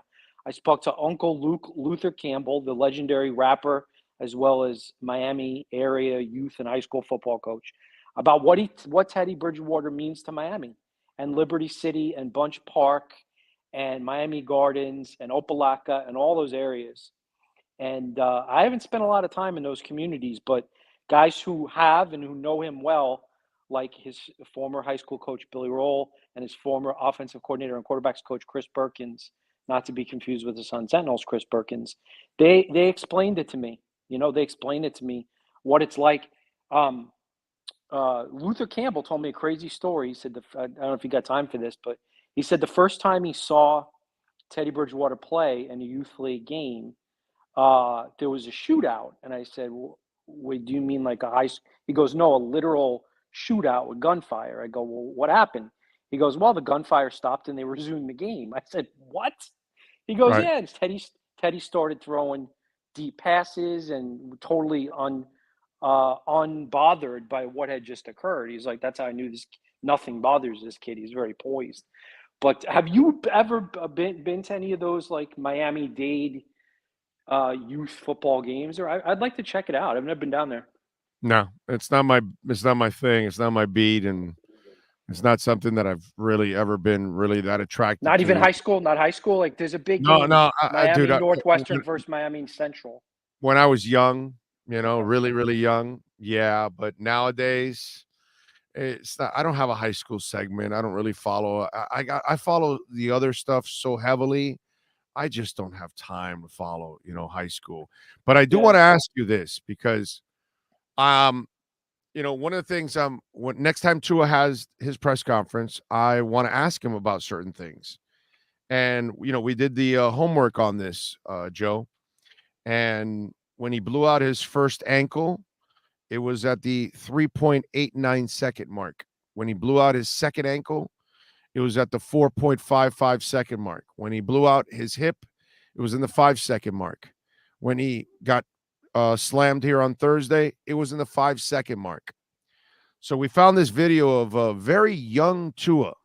I want you to see. We're going to play it for you. It's 1 minute cut.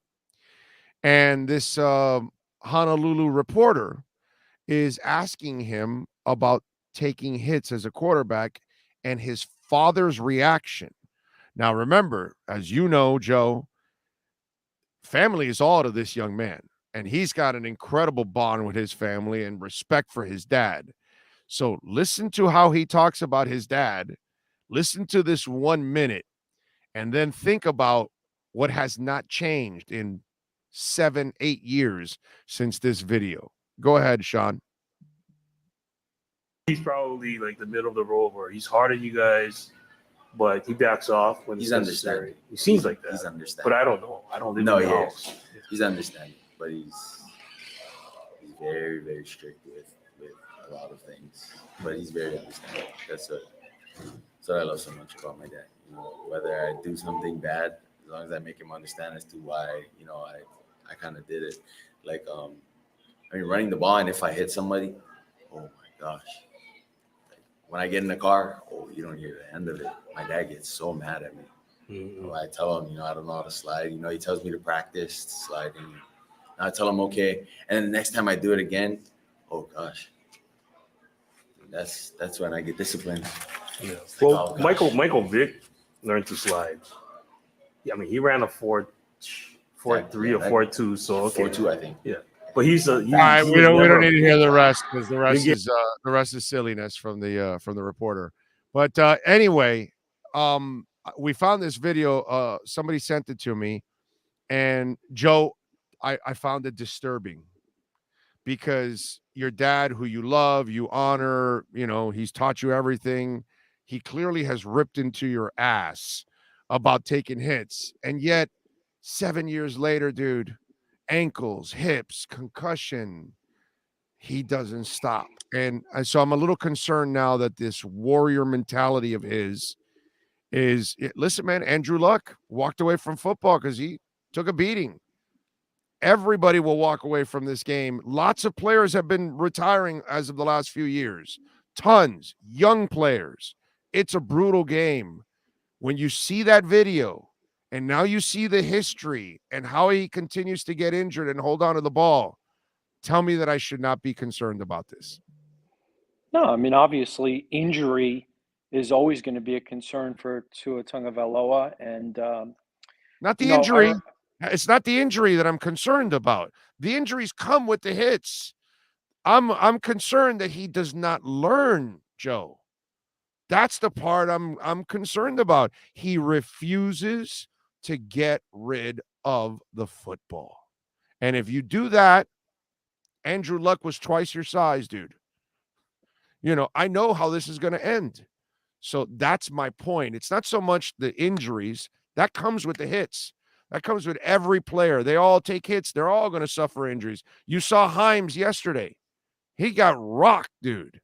That's how this game is. So you're going to get rocked no matter what. But do you want to continue to take the extra hits that you don't need to take is my point. That's my concern.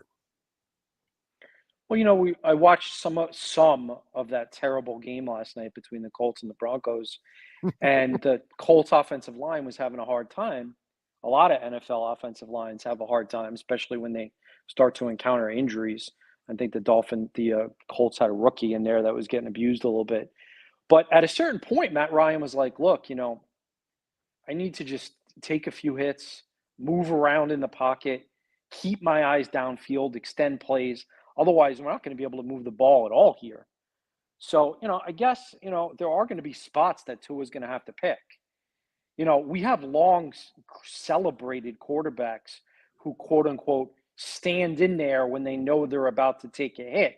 We say that that's an example of fearlessness and moxie and confidence and leadership. So it is a balance, yes, you want to avoid hits.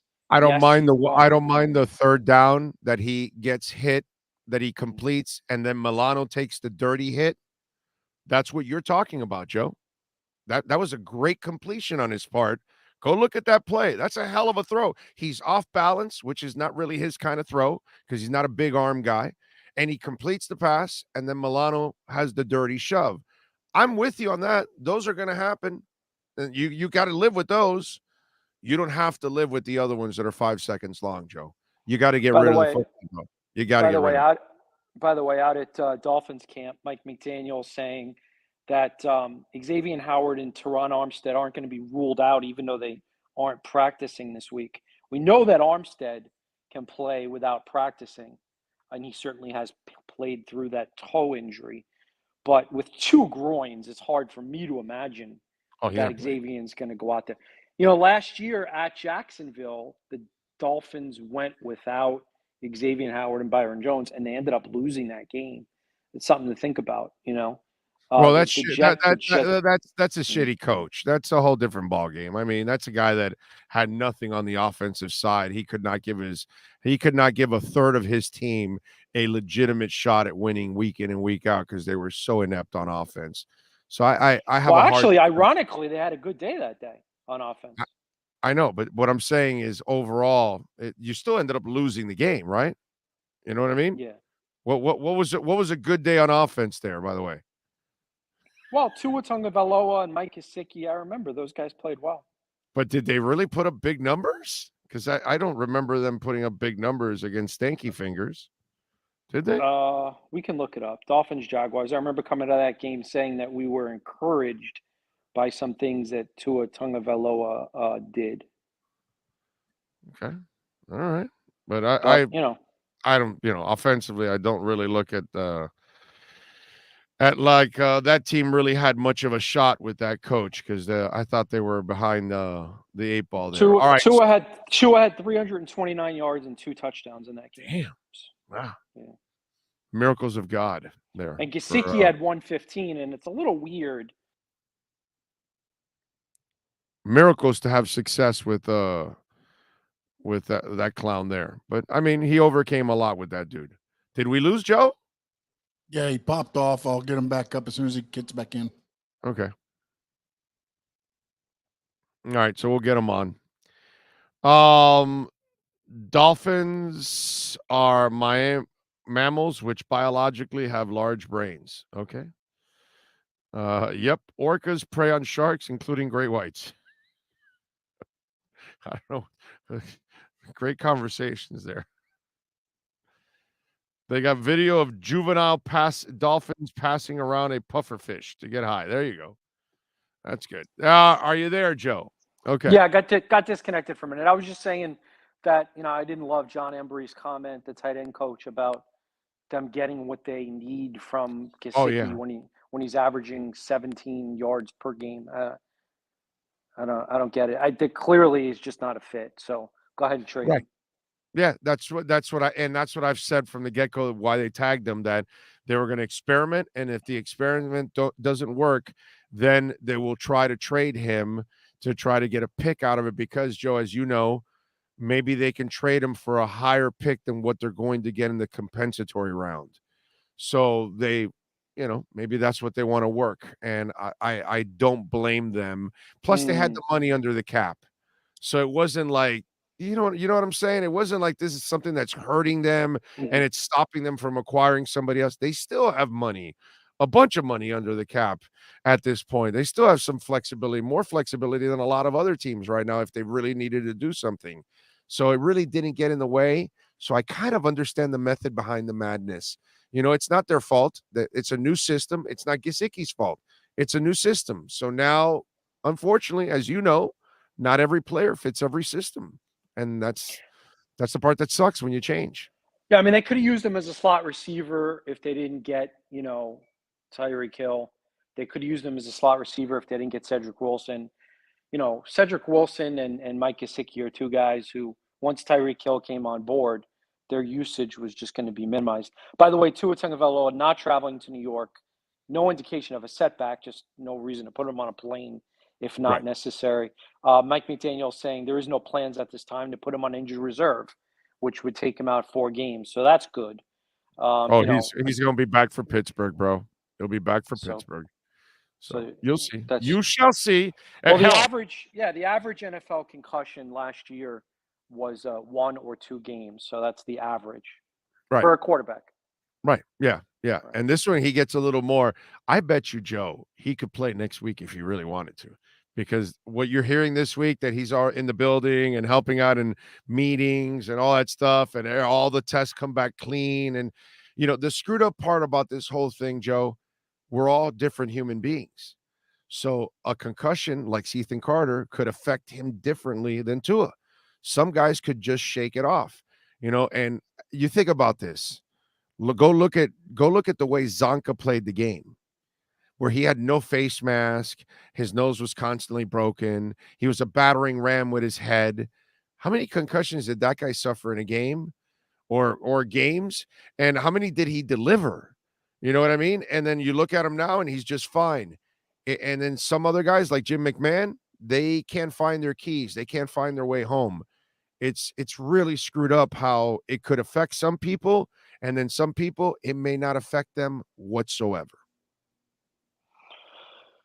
Hopefully Sunday's game is interesting. I think it'll be undecided within the last 5 to 10 minutes. I think it'll be most NFL games are, but I think it'll be a one-score game. I don't know. I mean, I would pick the Dolphins. It's a one-score game, whether it's a field goal or a touchdown. I get a little worried about no Byron Jones, Xavier Howard, banged up, Tyreek Hill and Jalen Waddle. Not ideal. Obviously, no Tua. So, it's a field goal game. Could go either way. I'll pick the Dolphins. All right, there you go. So the late great Tony Sperano enjoyed last night, and according to you, will enjoy this Jets and Dolphins game on Sunday. Enjoy Tony up there in the heavens, my brother. Follow him on Twitter as Shad Joe. Catch his work at the Palm Beach Post. Better yet, subscribe like I do, bro. Support Joe, Hal, Tom D'Angelo, all the terrific people there at the Palm Beach Post. Tommy D'Angelo 44. Follow that man. Enjoy the game, buddy. Have a good weekend. See you. Be good. There you go. Joe Shad. Enough of the hijinks. This has been the Hijinks Sports Grill Miami Dolphins Report with Joe Shad. This report is brought to you by Hijinks Sports Grill in Boca at 133 Southeast Meisner Boulevard. Enjoy happy hour from 4 to 7 p.m. Reserve a VIP table online and receive one free sparkling wine. Follow them on Instagram at Hijinks Sports Grill. Right. We thank Joe Shad as always. Start sending in your fantasy football questions. You can send them into our text line at 855-912-1056. That's 855-912-1056. Scott Pianowski from Yahoo Sports is going to join us at the top of the hour to talk a little fantasy football. He'll take your lineup questions. Send them in on the YouTube chat board, all these places. You can on Twitter at Big O Show. That's another way to send it in. So plenty of ways to send in your fantasy football questions here at our Sports Grill Fantasy Football Zone, baby. Yes, sir. We got that going on here at the top of the hour. And remember, if you want to also send in a question, you can send it in on the Welt and Rayom text line. That's 855-912-1056. That's 855-912-1056 if you want to get in on the Welt and Rayom text line. All right. Sean Stanley, of course, mastering the program like he does every single day here on the show. We thank Joe Shad. Oh, man. I gotta tell you, I do want to go to the Hijinks Sports Bar in Boca. You know what? I should go up there with my wife. Go check it out. Take a little cruise. Go up there. Why not? That'll be cool if we can do something like that. You and Joe had no hijinks today. Well, there isn't much he wasn't saying anything crazy like Justin Herbert's a superstar, should be in the Hall of Fame. He's a great quarterback and, stuff like that. So he didn't say anything like, that set me off.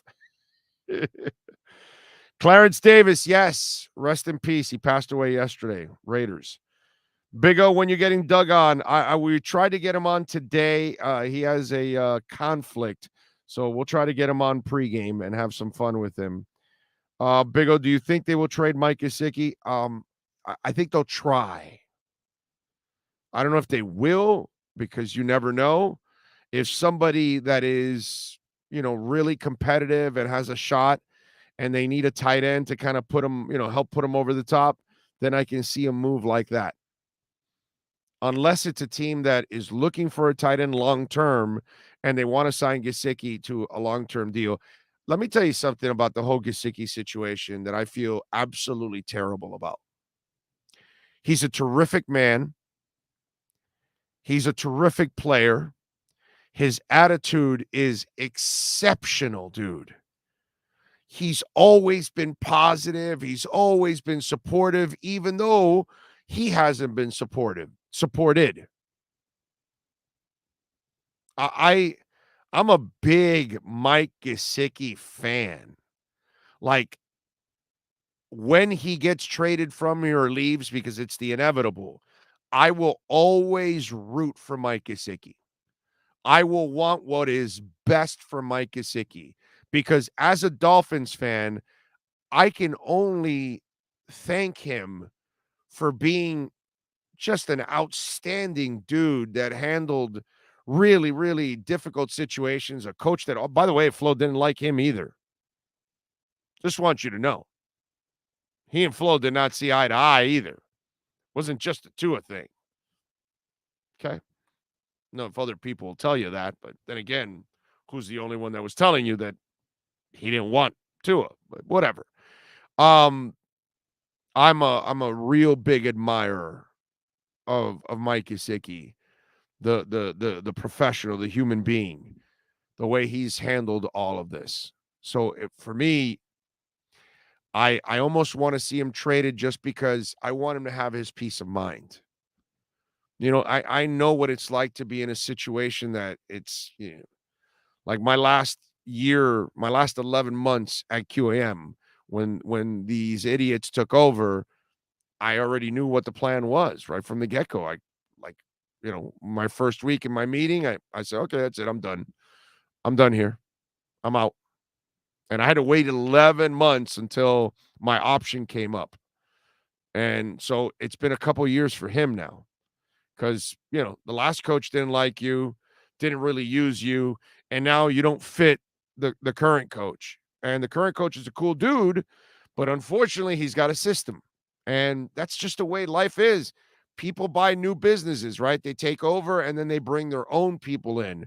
And there are some good employees that they end up letting go, don't they? You might be one of those good employees that they let go.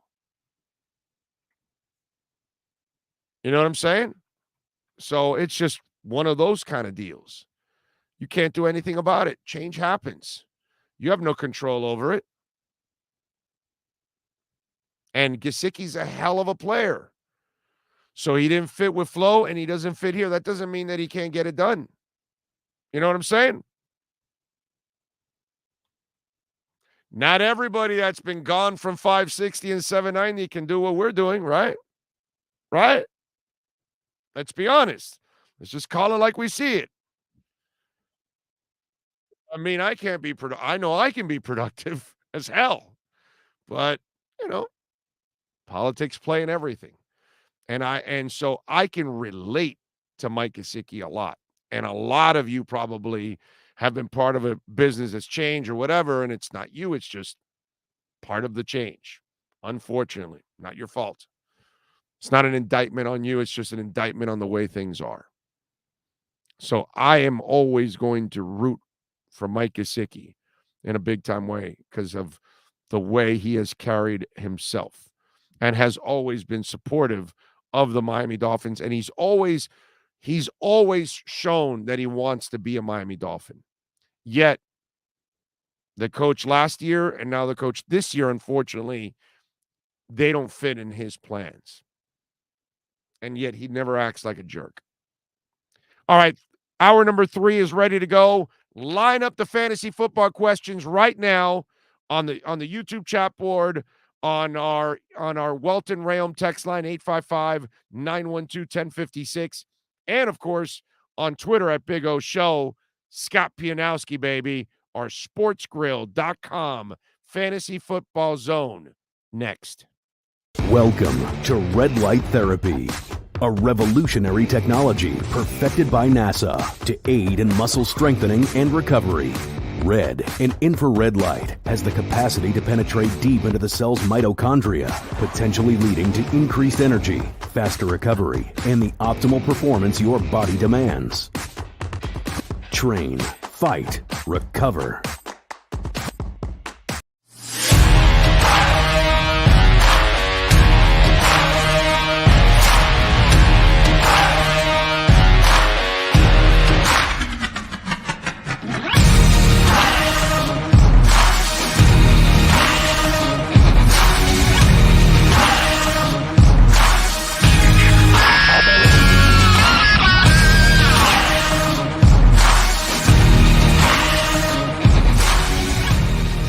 PPR, Draft, Keeper, Dynasty. It's the Sports Grill Fantasy Football Zone with Yahoo Sports' Scott Pianowski. Keep up with your fantasy football teams by visiting any of the 8 great Sports Grill locations. Sports Grill, good food, good drink, good friends. Here's Scott Pianowski. Ah, yes, there he is. The legend, Scott Pianowski. How you feeling, baby? You feeling good? I'm doing great. I apologize. My microphone needs some repair, so I'm just using my computer microphone. If I don't sound as good as I usually do, that's why. Blame it on the Thursday night football game. The only thing worse than watching that game was watching more of it. Russell Wilson, I'm worried. Matt Ryan, I'm worried. There wasn't much to take positive out of that game. Alec Pierce is a player. You know, he's worth a pickup. You can still grab him, but no touchdowns in that game, even though they went to overtime. It was a hard watch, and every Seattle game has been a hard watch. Yeah, no, you were already worried about Matt Ryan. I mean, the Heat looks old. You know what I mean? You have your speaker on. You may have to have your speaker off because it's giving a little feedback. I apologize. I'll have a better setup next week. I apologize to everybody. You're good. The worst part about last night was that we've got Commanders and Bears to look forward to, Saints and Cardinals, Eagles and Texans, and Falcons and Panthers, all on Thursday night. Entertainment at its finest. Plus, I think Seattle's playing next Monday, too. Yes. I'm trying to unsubscribe from the Seahawks season ticket that I apparently subscribed to. I don't know how I got into this, but how do you get me out of it? I don't know, my brother, but I got to say, fantasy pieces on those teams, not looking good. Even Jonathan Taylor, who was money, has not been money this year for owners. No, even when Taylor comes back, he wouldn't be the first overall pick right now. I think Kupp or Barkley would probably be the guys you'd be thinking about. And for Denver, I mean, Cortland Sutton's startable for sure. And Melvin Gordon's getting a lot of touches. He didn't do much until very late in that game. But, yeah, I should put my headphones on. That's a good idea. Yeah, the headphones will be – the headphones will kind of the cans, as they say, right? Yeah, hopefully it'll limit it. If you put the headphones there we go. on, then, that will take away the feedback there. So the future is not good, right now. I mean, the way Russell looked, I mean, some people – listen, I thought he was going to have to play a lot of hero ball on that team, but I've actually been wrong about that because the defense has been better than I expected, and then the offense has been much worse than I expected, actually. And hell, yesterday, I don't know if Nathaniel Hackett was looking around going, am I absolved of the 64-yard field goal now? You know, I mean, I would not be shocked if he was a one-and-done head coach. He looks like he might be in over his head, too. Yeah, he definitely looks very, very Camrish is the way that I would look at it. Yeah, flash from the past. Yes, exactly. Let's see. AJ Dillon, Bryce Hall, or Singletary PPR. Let's get it going. Bring them in. Let's do it. All good options. I would play AJ Dillon first just because anytime you could ride with a 9 or 10-point favorite, we like that. And Green Bay has narrowed down. We weren't worried with their offense. We were worried about their offense, the shape of it, but it's a core 4 for them. It's Dillon. It's Dobbs, who's popped. It's Lazard, and it's obviously Aaron Jones. Those are the 4 guys who touch the ball. So Dillon already has 15 touches, I think, this week in his back pocket in a game that the Packers will salt away on the ground. Amari Cooper or Gabe Davis? I think, until we know Gabe Davis is healthy, the thing with Davis is when he's like a sports car that when there's a little bit of tinkering that needs to be done, you just keep him in the shop. He doesn't do anything. And right now that ankle doesn't look right. I realize Cooper's had 2 good games and 2 absolutely invisible games. A lot of that's on Brissett, but I have to go with Cooper until I know Davis is 100%. Let's see. Just dropped Edmonds and picked up Mostert. I care more about the Finns doing well than fantasy, but can the Finns get the running game going? Although he's kind of been popping lately, so I don't know. But how do you look at it from an outsider's point of view? Because we talk about this every year leading up to the draft, that any city you're in where you're doing a draft, there's going to be a bias in that city for your local team. This is a biased type of question for you. Yeah, I mean, they gave the bigger money to Edmonds, which I thought made him the pick before the season. And Mostert's, older. He's had more, just kind of bounced around the league more, but he's a good player. I just don't know that either one of these guys is ideally like a 18 to 20 touch guy a week. So if you start them, you're hoping they touch it 11 to 15 times, knowing that it could be 7 or 8. The bread is buttered in the passing game here. We know that. And I heard that really touching, poignant segment you had on Gesicki before I came on. I mean, obviously he's not an ideal fit here, but he's still a good soldier. He's going out and he's doing his thing. And I always root for Mike Gesicki too. Just a good guy. I liked him at Penn State as well. But if you're playing a Miami running back, it's not that they're not talented, but they don't have a great running game right now, and they don't throw a lot of volume at it. So you have to hope that maybe they're a top 30 running back this week. I think you have to lower the expectations. Start or sit Waddle this week? Oh, I would have to have a really stacked team to not be playing Jalen Waddle. Right. Okay. So right. Exactly. Yes. And look, Teddy Bridgewater is a really good backup, and he might be better. The joke's on Carolina. They probably were better off with Teddy Bridgewater. Baker Mayfield has driven that offense into a ditch. He's making DJ Moore unstartable. For example, if I had Waddle and DJ Moore on a team, I would play Waddle every week, and I'd be like, how do I get out of the DJ Moore business? Please, can you post one good game so I can trade you? I don't blame that on DJ Moore. Just like I don't blame it on Kyle Pitts, right? I mean, he's got Mariota's not playing well, and Arthur Smith doesn't want to throw the ball. And he certainly doesn't want to throw it to Pitts. I still think Pitts is a special talent, but you need people around you who elevate you. Right now, DJ Moore doesn't have it. Waddle did it last year. He'll do it with Teddy. He'll do it with Tua. He's just – I talk about the term inelastic for players. Chris Olave's like that, right? Chris Olave was great with Winston. Then Dalton played, and he was great with Dalton. And if they played somebody else, if Taysom Hill had to play quarterback, if Archie Manning came back, he'd be great with those guys. Chris Olave just can't be stopped. And I think Waddle's one of those guys. Drop Allen Robinson for Corey Davis. I understand that because this week the Dolphins are going to be without X. They're without Byron Jones and Keon Crossan. So they're going to have a whole bunch of young guys back there along with Nick Needham. So, and Allen Robinson hasn't been anything. That's an interesting question. What do you think about that? Yeah, I think I would wait 1 week only because I think there's more theoretical upside for Robinson. And because Davis has been a free agent in your league this long, that makes me think he'd probably be waiting for you next week if you want him. Because think of the guys he's behind, right? He's behind Garrett Wilson. He's behind Elijah Moore. They have 2 running backs who play, and Breece Hall has started to spread his wings a little bit in the second half. And we don't even know really what Zach Wilson is. Not that anybody wanted to see more of Joe Flacco, but a lot of Flacco's production was through volume. He had the most pass attempts through 3 games in any NFL season. So Davis is a nice player. I actually think he's one of the most underrated players in the NFL, and he'd be a great trade target for a contending team that needs a receiver. I know the NFL isn't big on trades, and a lot of times receivers change teams and they don't do much right away, but I'm a Corey Davis fan.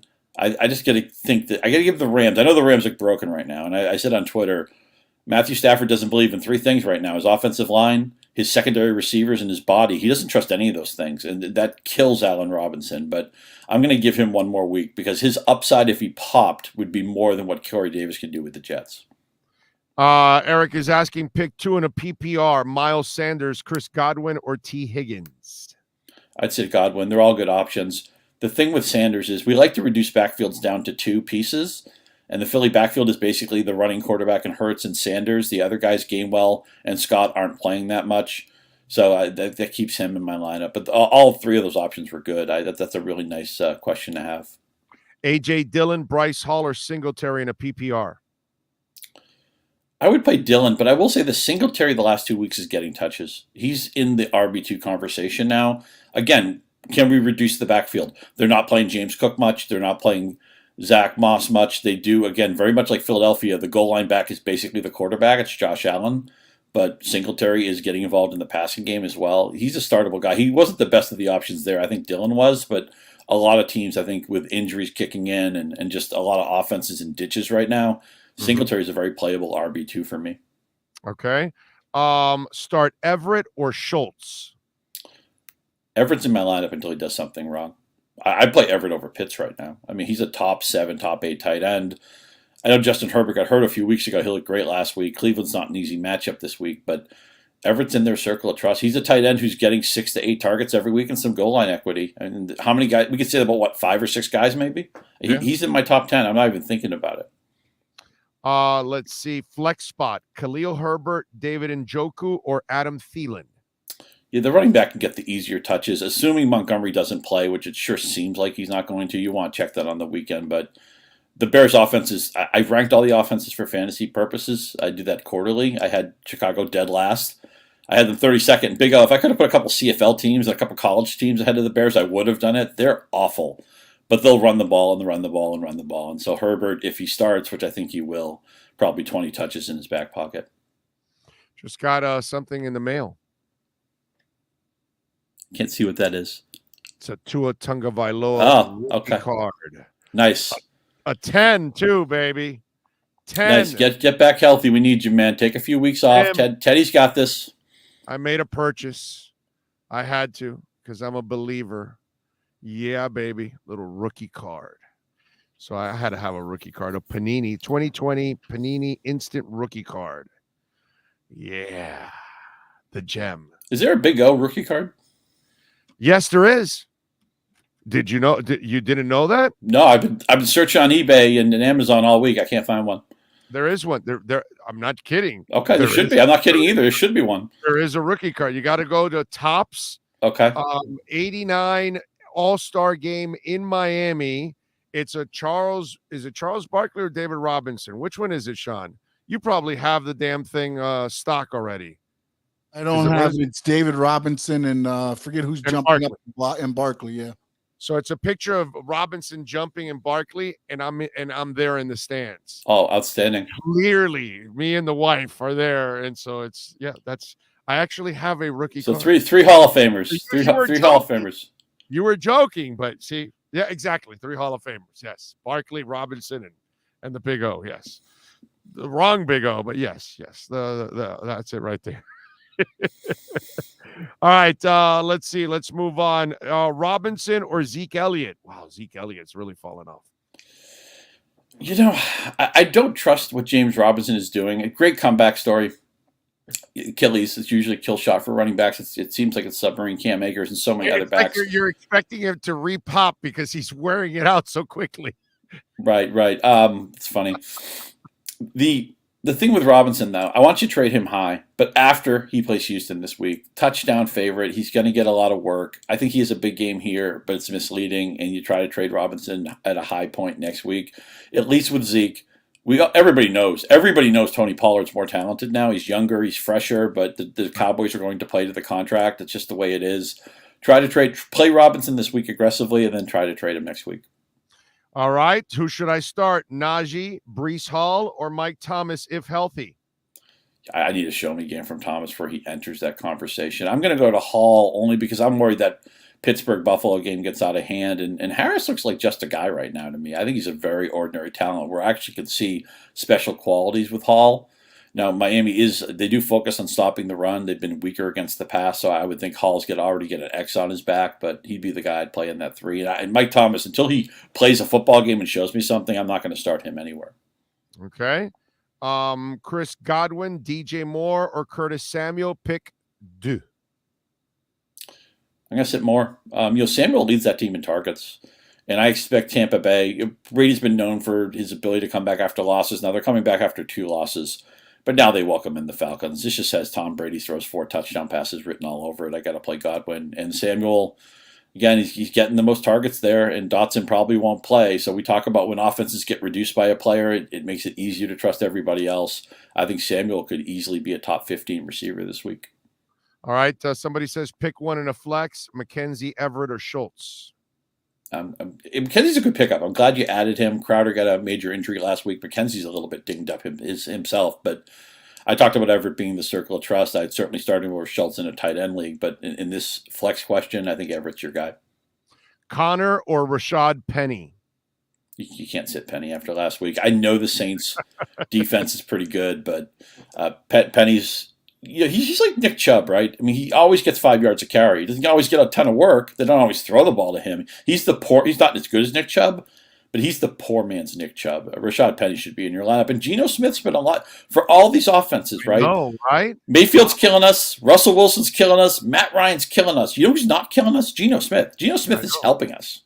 I know. Geno Smith has become a fantasy stud, which is Seattle's winning the breakup because they got Geno Smith. They got rid of Wilson. Denver, not that Wilson's like absolutely horrible, but he's not anywhere near what we expected. He's not playing up to the contract they just gave him. Seattle's got Geno Smith paying him peanuts, and he's been good. Yeah, he has been good. Hell, personally for me, let me speak for myself. When you sign Geno Smith, I'm like, okay, Seattle's tanking. I get it. I get what they're trying to do. And he's actually overplaying the tanking right now, which is just absolutely nuts. Freiermuth or Hawkinson? You got after last week, you got to play Hawkinson, and I'm just worried that I'm glad Pittsburgh is making the quarterback change, but it's actually in the teeth of their schedule. They have nasty matchups for the next 5 weeks. I'm going to get Tampa Bay next week, Buffalo at the worst possible time. So who knows what Pickett's ready to do. And Hawkinson was great last week, and Detroit's probably going to be missing some personnel. I know tight end's not a consistent position, and neither one of these guys will be consistent, but Hawkinson, was the leading fantasy scorer last week. Not the leading tight end. He outscored the whole field. I can't sit a guy after a game like that. I know we don't want to chase points and everything like that, but as a performance that significant, I got to keep him in the lineup. All right. J.K. Dobbins or Khalil Herbert? I'm going to lean to Dobbins only because I just think that team is going to score touchdowns. The Bears may not. Herbert's going to get more touches. I was encouraged. We think of the Ravens generally not throwing to their running backs. I was encouraged that Dobbins got involved in the passing game last week. It was the better part of his game.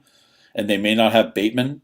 Devin Duvernay, by the way, if you're desperate for a receiver, is a nice pickup or somebody I might start this week. But I'm going to go to... Dude, he's grown as a player. Props to Devin Duvernay. Every week. He's not getting a lot of work either. He's caught 12 or 13 targets. He's already scored 4 touchdowns, and they need him. He went from a guy we'll use him once in a while to a guy they actually need. Team, limited receiver, and he has grown as a receiver. Like him as a pickup, yeah. But for the question that was asked, I would use Dobbins because Baltimore's going to need Dobbins this week on Sunday night. Well, they're going to need you on Sunday. What the hell are you doing for them on the Yahoo platform, baby? That's right. Well, we got Fantasy Football Live is our flagship show at noon. I have a quick video spot at the top of that, and I'll be handling the Yahoo Fantasy account for that final hour, talking about who's in, who's out, who do you start. Later today, I'll be giving out my 5 picks against the spread. We're 15-5, which is pretty darn good. It'll make you a couple of pennies, so hopefully we can keep that going. Oh, there it is. Barkley, Robinson. Yep. I know you're there somewhere. I'll have to blow it up later and get it. Well, he's gonna have. I think he's gonna now blow it up after now. But it's just to the left of his underarm, right there. Yeah, you gotta look, and then it's me and the wife, and we're both in Heat jerseys. You see how he's circling it? Oh, that's awesome. So, that is outstanding. That's probably why that's a $5,000 card right now, right? If you haven't made condition. Easily. And one of my best friends actually found it.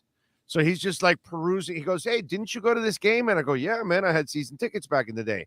And so he's perusing. He's going, "Dude, you're here." And I'm like, "Get the hell out of here." And he goes, "No, look." And I was like, wow, I never knew. And so there you go. You know what else is awesome about that card? I think it's the last time anybody played defense in an all-star game. I mean, Barkley's taking it seriously, right? Yeah, dude, you see how high he is compared to Robinson? And he's 7 inches shorter. Yeah, usually it's everybody's a turnstile, right this way, sir. You here, go dunk on me. I don't care. But and it shows you what kind of a freak Barkley was too. To lead the league in rebounding, he's 6'4.5", 6'5", or something like that. Yeah, he's could handle the ball, could shoot it. Probably took too many threes, but he was one of my favorite players, and just a guy who's just authentic, one of one. Right? How many people are one of one? Shohei Ohtani is one of one. Charles Barkley Tiger Woods is one of one. Charles Barkley, one of one for sure. Yeah.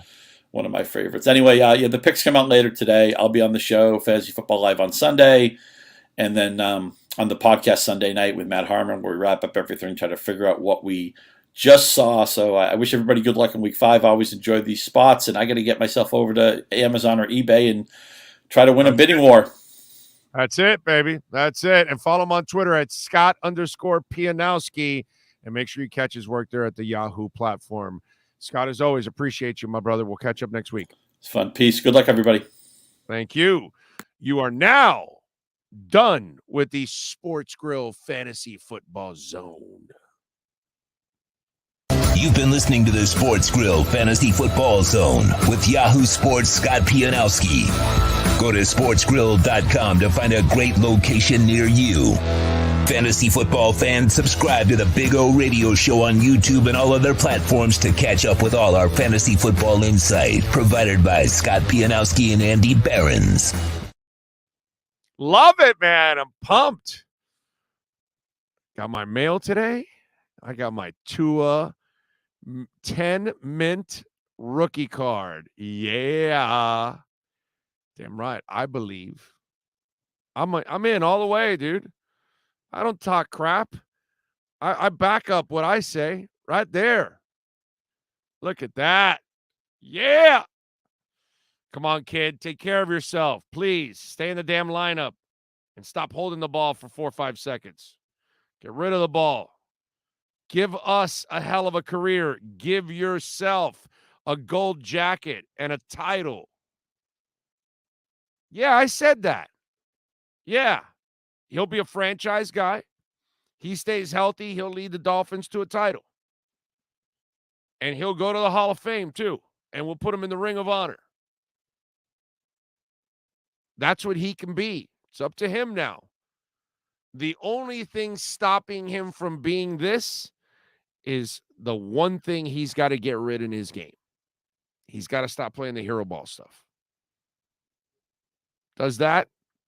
He does that. And this card will go skyrocketing in value. Not that I would ever sell it, because I would never sell it. That's not my style, you know? I don't do those kind of things. Okay? I got the God already right here. Rookie. Here's a new one. I don't sell it. I'm never parting away with this. Now, this will be the new one right here.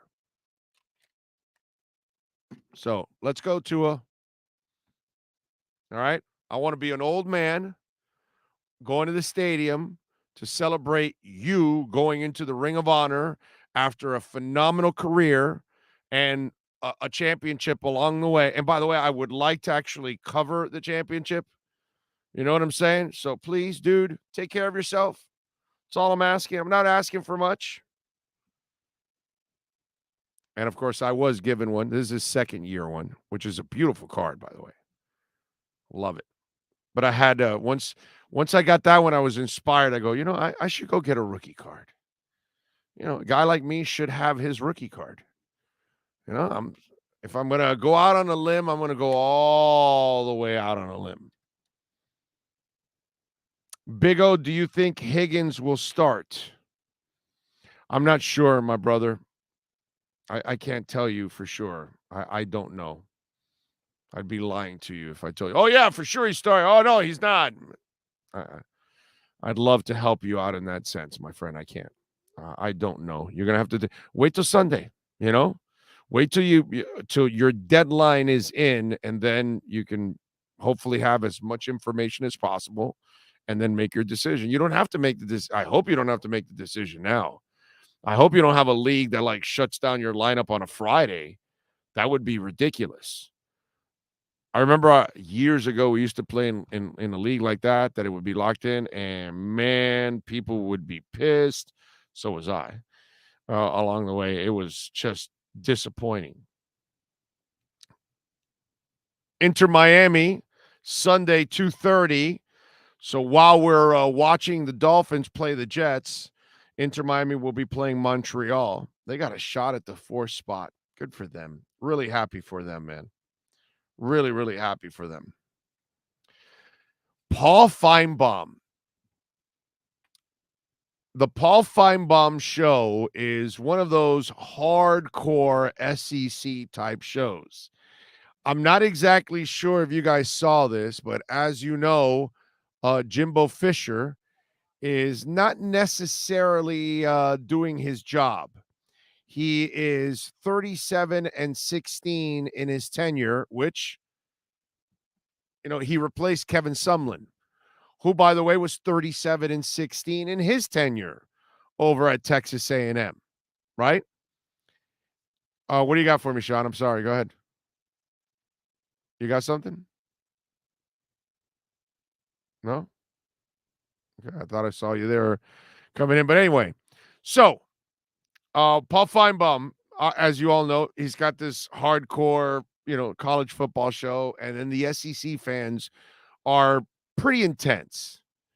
And Jimbo Fisher has not been living up to the contract, let's just say. 37-16, just like Kevin Sumlin. Not a good look for the university and for the people in the administration because, you looked at the other guy, you said it's not good enough, and then you go and hire another guy that's comes up with the same mediocre record. And 37-16 at Texas A&M is super mediocre. That's just the way it is. When you're in a top program, you can't be 37-16. And he just got his ass kicked by Missouri, right? Or Mississippi. And so now you've got this whole mess.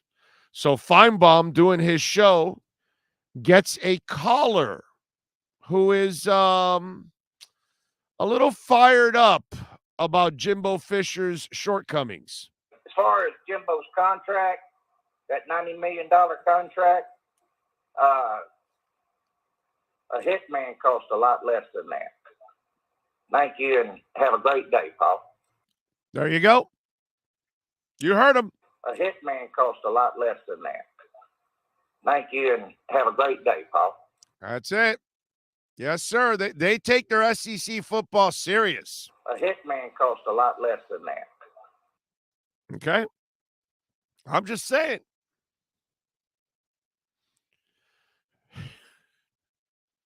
A hitman costs less than that.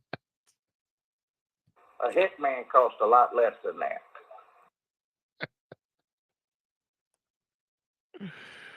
Oh, man. Yeah, it's so important that Texas A&M wins. God bless. A hitman costs a lot less than that. Yeah. Okay. All right. Do you... Is that a threat? Can you be arrested for something like? Is there a lawyer out there that's watching right now? Is Jeff watching right now? Because I know Daniel's probably flying around in a plane because that's what he does. He works in the courtroom and then he's flying in planes. But maybe Jeff is watching. I'm not exactly sure, but it's wow. A hitman costs a lot less than that.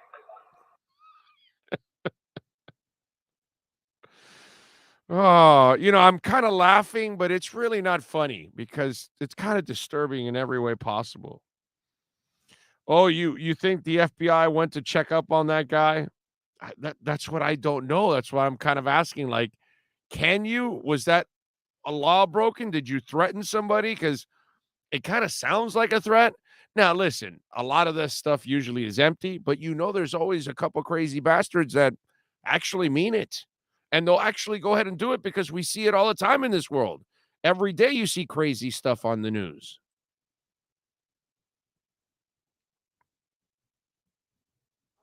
In this day and age, I think you got to check up on everything. Right. Yeah. You are 1,000% right, sir. Yeah. Especially an SEC fan. That's true. That is so true. I'm optimistic Teddy will be ready. The game plan is going to be built around his play style, his run and gun kind of guy. What do you all think? Well, I wouldn't call him run and gun at all. Yeah, but I do think that he will adapt his game plan a little bit to suit Teddy. That's what great coaches do. Josh Gaddis doesn't do that, but that's what great coaches do. They kind of tweak whatever. They try to help and play to the positives of their players.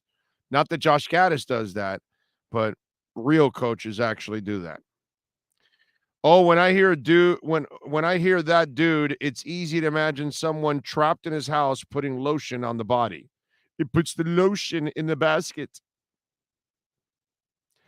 Big O, we are armchair coaches and doctors. I don't know about lawyers. Dude, we're armchair lawyers and financial consultants and meteorologists and epidemiologists and all kinds of stuff, bro. Come on. Is John Wick available? John Wick. What's Baba something or what was it? What is the Russian dude call him? What's his nickname that he calls him? He's the guy you call to kill the boogeyman. What is that nickname that he uses? I forgot. Damn it. And now, not only are you getting, you're going to have a fourth and a fifth John Wick. That's coming, right? I think they're already in the middle of the filming of 4, and then they're already signed on for 5 too. So that's cool because I enjoy the John Wicks. I think they're fun. But they're also going to do a movie about the Continental. So that will be also kind of interesting. Baba Yaga. That's what it is. Baba Yaga. That's it. Okay.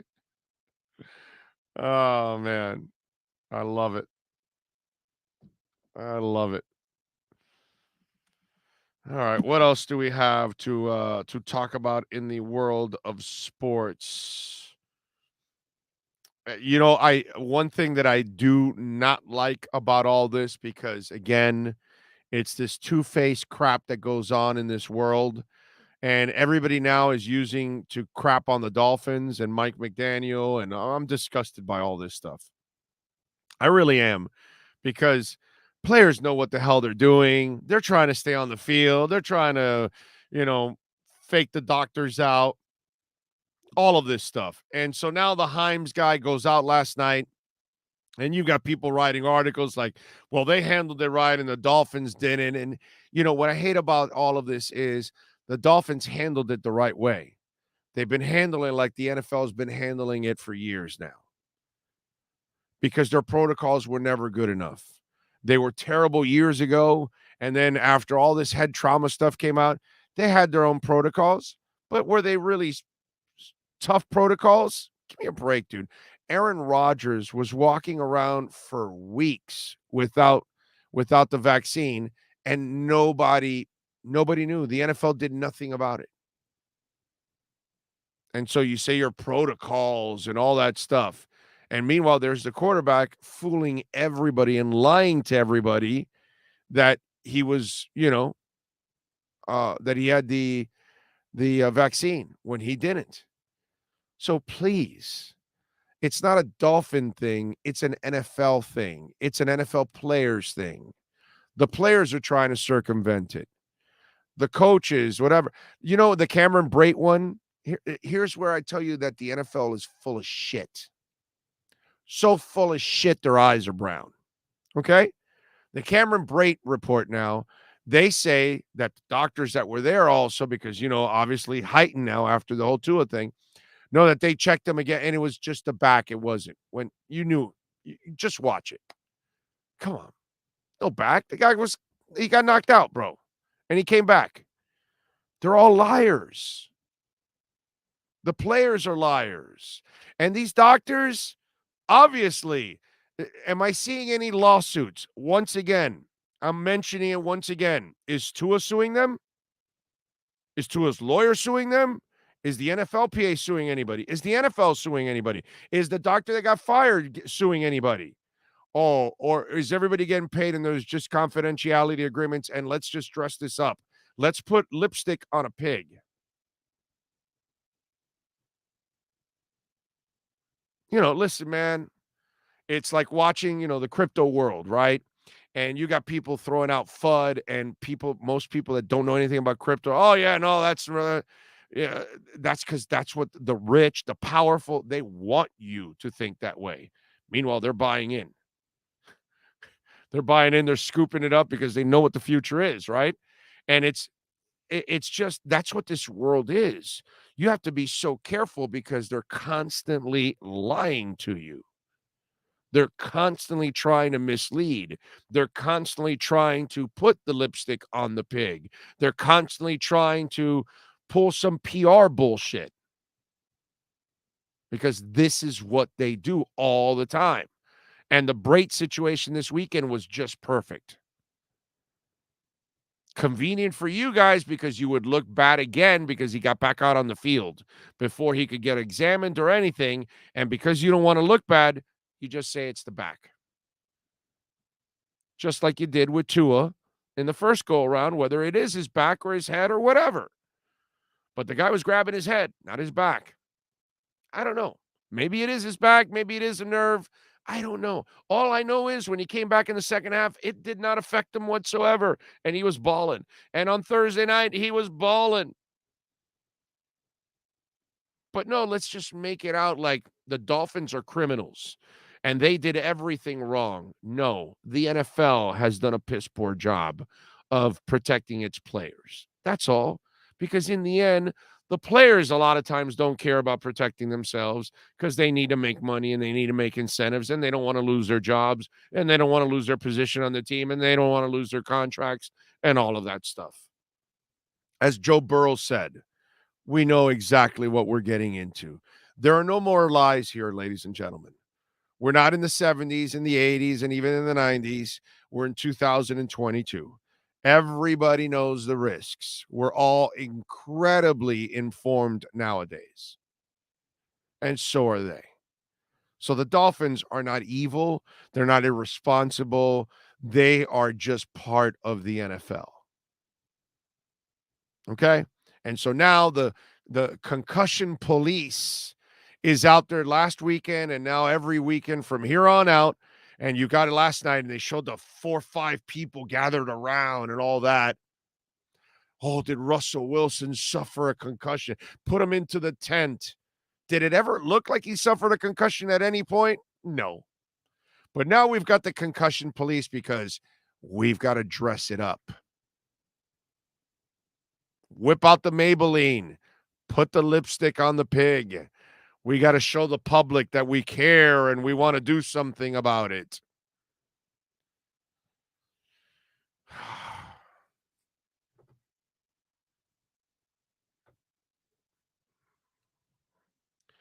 Double standard crap that we've dealt with Tua, and now double standard crap that unfortunately the Dolphins have to deal with, and it's unacceptable. But whatever, man. It is what it is. We do what we do. When sports and business collide, folks, there's something we love to do on this show. It is called the KSDT CPA Sports Business Report.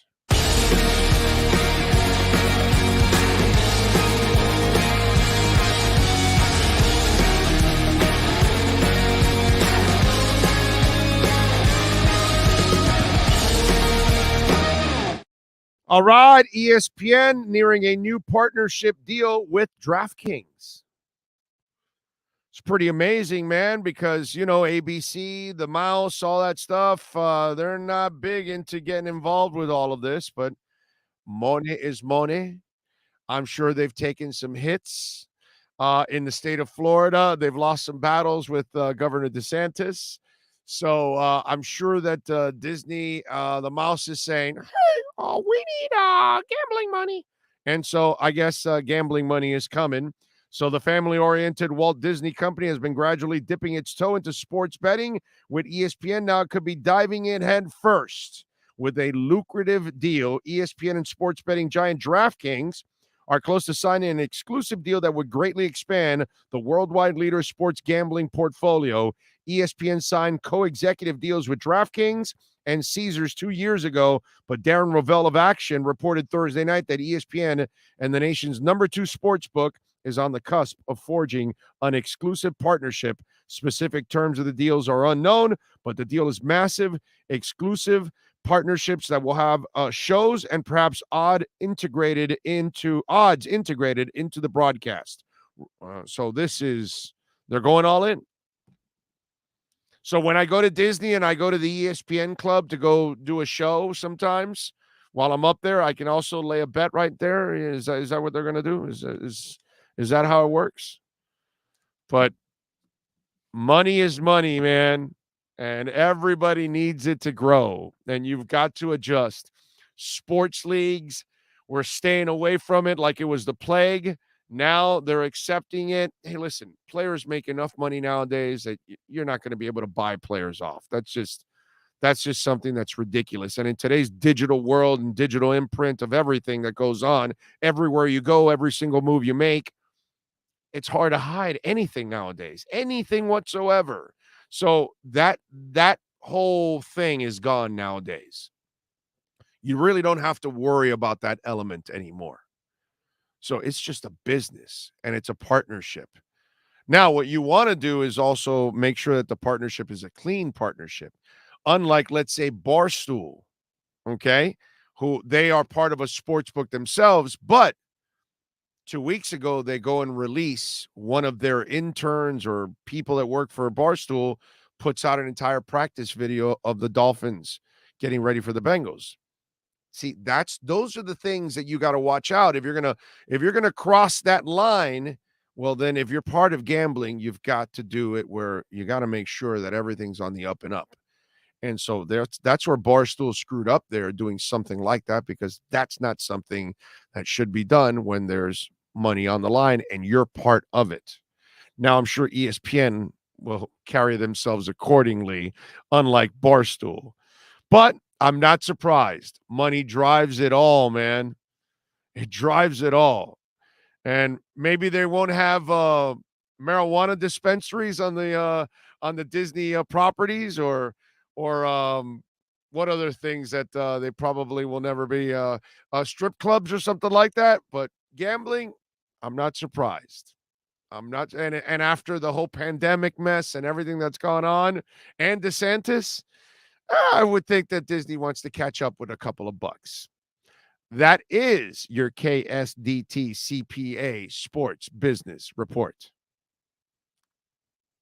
This has been the KSDT Sports Business Report. KSDT CPA is one of South Florida's largest and one of the country's fastest growing accounting firms. KSDT is recognized by Forbes as one of the top tax and accounting firms for 2022. KSDT CPA is a full service firm that also excels in crypto. Visit online at ksdtcpa.com or call 305-670-3370. All right. Don't forget Sloman's Home Shield, a proud sponsor of our program. We love the people at Sloman's, and Sean and I specifically love them because they protect both of our homes, which is a beautiful thing. And when you have that doorbell camera, and right now the first 40 Big O listeners will get a free doorbell camera, 1-800-ALARM-ME. That's 1-800-ALARM-ME. And you're going to love how convenient that doorbell camera is, how convenient it is to use that touchpad, how it's connected to your smartphone, how you can watch your entire home inside and out, wherever you want to put a camera. Okay? Even if you want to put one in your bathroom, you can then keep up with it. It's up to you. Hey, man, whatever your habits are, that's all right. We have one in the living room because we like to keep up with our doggies. They're kind of like our kids, you know. We have our daughter, but she's grown up. Our dogs, they never grow up. It's like me. I never grow up. It's the same thing. So call them 1-800-ALARM-ME. We're in 14 different states. So it's not just the state of Florida. Tell them that Big O sent you. They'll take care of you. Get a free doorbell camera, 1-800-ALARM-ME, and you use their professional installation, their low-cost central station monitoring. You're going to get an LED touchscreen pad, a motion detector, 3 arm doors, and a backup battery. And you're going to remember me because you're going to love the service. It is second to none. They are fantastic. When the installers get there, they're super patient with you because I'm really dumb, and they're able to teach me how to use the keyboard. So if they can teach a dummy like me, they can definitely teach you. 1-800-ALARM-ME. Get your free doorbell camera. Tell them that Big O sent you. Get the company that's been protecting Americans for over 100 years. That's right, the Sloman Shield. All right, it is time to talk a little basketball and our Acura Pembroke Pines, Miami Heat, and NBA report with Ira Winderman. Heat fans, time for the best insight of your favorite team with insider Ira Winderman, exclusively on the Big O Radio Show. It's the Acura of Pembroke Pines, Miami Heat and NBA report. Here's Ira Winderman. Good afternoon, Ira. And what I want to know is, okay, because, you were in panic mode all last year. Oh, my God, the Nets, the sky is falling. Ah! So after last night's rout of the Nets, how do you feel about Ben Simmons and the Nets? Are you as nervous about the Nets this year as you were last year, or have those nerves calmed down? Well, as I sit in this Memphis ballroom with hopefully the lights not falling as I wait for my room, I will say this, Big O. The Nets, when whole and healthy, probably still do scare some of the bejeebers out of me for this reason. Kyrie Irving didn't play last night. We've seen Kyrie Irving almost single-handedly beat the Heat at times. So again, if they're whole and healthy, I think they are a very good team. But they are one of these big three teams we've seen constructed that didn't have much of a supporting cast. I know Joe Harris is injured right now. Eric Spoelstra was asked about that before the game also. And it was interesting. Eric Spoelstra was asked, you got your big three with Dwayne Wade, Chris Bosh, and LeBron James. But what you guys in Miami then did is you got Mike Miller and Shane Battier and Ray Allen and Chris Birdman Anderson. The Nets don't have that yet. And what happens in a salary cap world, they're reaching for the Markieff Morrises. They're reaching for the Edward Sumners. They're reaching for the TJ Warrens. So the Nets, I think, are a very good team with Simmons, Durant, and Irving.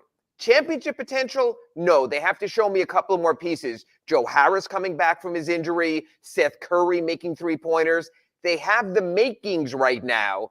But I got to tell you something else, and you and I have spoken about this in our Accurate Pembroke Pines report. We speak about it every Wednesday on our redrecover.com Inside the Paint show. If this doesn't go right early, Kevin Durant's going to be back out there. I mean, Big O, you know that night after the game. By the way, the caveat that I was going to follow up and ask you is, feel free. You are totally right on everything you said, that you got to get your big three, but of course you have to have a supporting cast, because we saw 2010 with Mike Bibby and company, it just wasn't enough, and that's cool. Well, it doesn't help also that, LeBron kind of played scared of JJ Barea, but that's a whole other subject. But the other part of that equation is your big three have to fit too. They have to be able to play together, because remember, the Knicks tried to put together a big three. That didn't work out so well. So sometimes there are other situations we've seen that people try to put together a big three. I guess the Knicks think they have some kind of a big three right now, again, this time around. But that's the other part of the equation. We really don't know if Ben Simmons is really ready to even become a big anything. But I I know will he's a say big this. doofus, but I don't know if he's a big part of a big three. I can't give him an honor he hasn't earned. You know what I'm saying? But I will say this. There are top-tier big threes, which the Nets still could become with Durant, Irving, and Simmons. They could.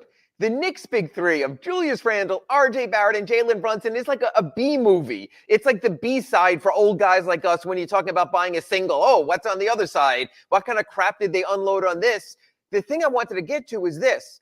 If the Nets start 11-15, if the Nets aren't great at it, and they have a very tough schedule, the Kevin Durant stuff's going to start again. I tweeted during the game last night, does Kevin Durant wait for the fourth quarter to demand a trade? He's going to be out there again. So almost, from your chat board and your listeners, and we'll get into this Monday again when I'm back here in our Accurate Pembroke Pines report. Big O, would you still be interested if Kevin Durant legitimately was on the trade market? Or at some point do you say, I can't deal with a guy who's waffling in the wind, who wants out, who wants in, who wants, X, Y, and Z until he decides A, B, and C is better. So I think it's really interesting. This summer, most teams put their best offer forward. Not what the Nets wanted. The Heat would not put Bam Adebayo in there, but they put a nice package together. The Suns put a nice package together with Bridges. My question is, I just wonder at some point if teams say, hey, we don't want to play this Kevin Durant game anymore. This guy is never happy. Not with the Thunder, not with the Warriors, for a long time, not with the Nets. I'm curious what a Kevin Durant trade market would look like if he decides to flex his trade market muscles again. It also depends on how he looks too. You know what I'm saying? And I think you didn't get those extreme offers because, dude, he's in his mid-30s. He's 34 years old, and you're going to take on 4 more years. And really, in the end, it's kind of like what we've been talking about with these other guys that Miami has. It's really the first. To me, the Heat. To me, the Heat already lost out on their key window with Jimmy Butler. Now you're on a real big time gamble with Jimmy because you're adding so much more mileage on that body now. that I think you should have taken advantage the last couple of years. And with the way Lowry came in, you kind of ruined it. So the same thing with Durant. If you're trading for him, you're not really trading for a 4-year window. You're really trading for a shorter window. He has 2-year window. older and has injury history, just like Jimmy. Jimmy is constantly breaking down, and that's because he put so much mileage on that body. So, like, for me, I worry about this Heat team moving forward, as I've told you from the get-go with these older guys. And I think with Durant, that's the same thing. It's tempting the talent, but it's a fruit that really will get bad on you very quickly. So he has to be playing great at the moment in a couple of months. And then at the same time, you have to say, okay, he's playing great right now, but we got to understand, if we're not ready to win a title this year or next year, why should we make this trade to try to win a title 3 years from now? You're right. And you're absolutely right. I will say this. Kyle Lowry looked very good last night. And I think one thing about Kyle Lowry, and I know we've critiqued his form and his body and all of that and shamed him to a degree. He plays really good old man, slow man basketball. You know, he could be the slow man. He could be the Sloman's Home Shield Securities mascot. You know, he is a slow man player. But he knows what to do. He knows the game. So if Kyle is very good this year, if Jimmy shows at 33 he's the same player he was even a year ago, that window might be there, because you don't know about Harden in the playoffs. You don't know about where the Nets are going. You don't know about the rookie coach right now in Boston. You don't know if Middleton has another injury for Milwaukee. I agree. It will be interesting if Kyle Lowry what I'm saying is it's a bigger gamble now than it was last year and the year before, because now you keep adding the age and the miles on it, and it's just you're making it harder on your organization to get over the top. Because I heard the bitch about this whole thing is, dude, it's 82 games. Yes. That's a lot of wear and tear on people, and you just can't rest them for 30 of them because you need them to win.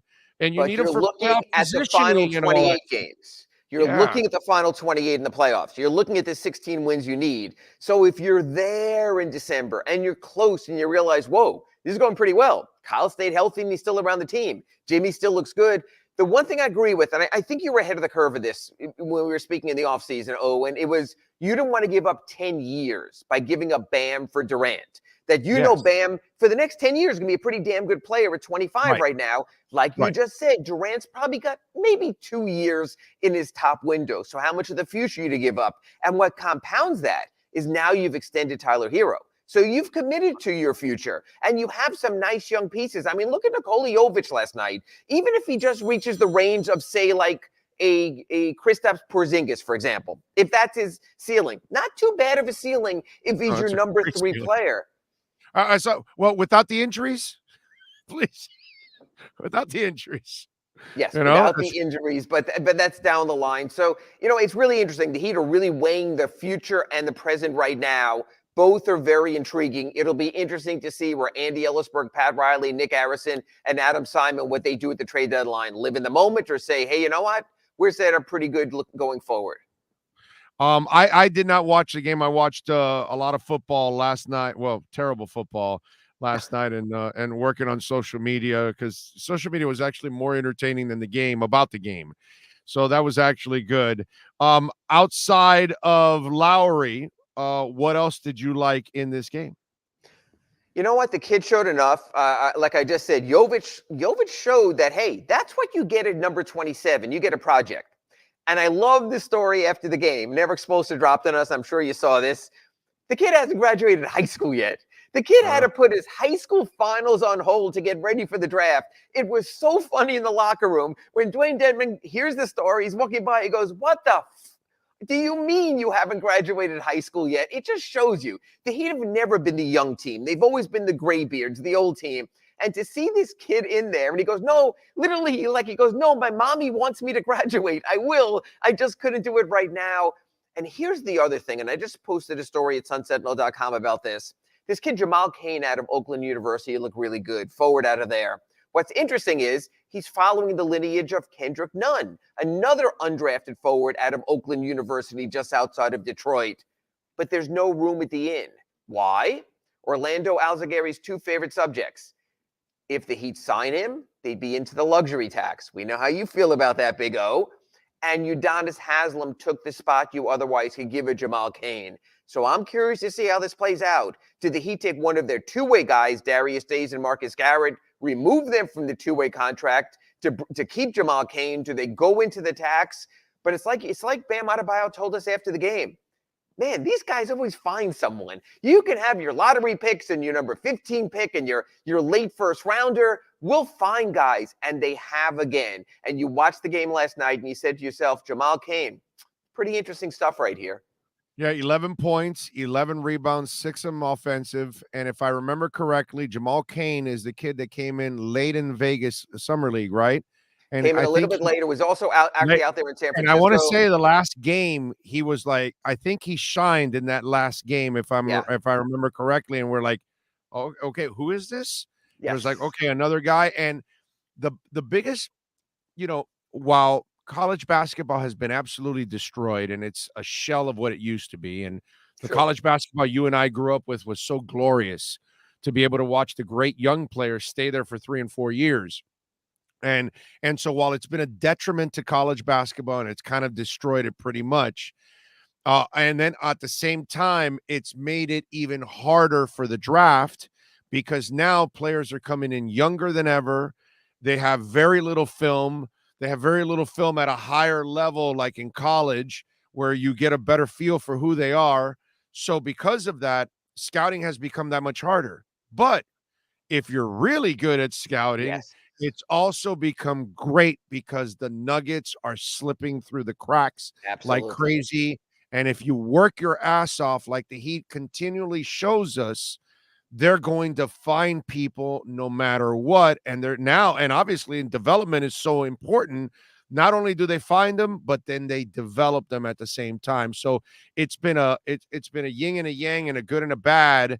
And for the NBA, it all depends on what kind of front office you have. But if you have a really good one like Miami, you might just end up taking advantage of all of this. And look at a kid like Kane. Spent 4 years in Marquette, one of the Heat's favorite hunting grounds, then goes to Oakland for 1 year, 5-year collegian, kept working and grinding, and the Heat kept noticing, and he showed up. You remember we were in the basement at the Thomas & Mack Center. We pulled him in for an interview. We basically told Jamal Kane, who are you?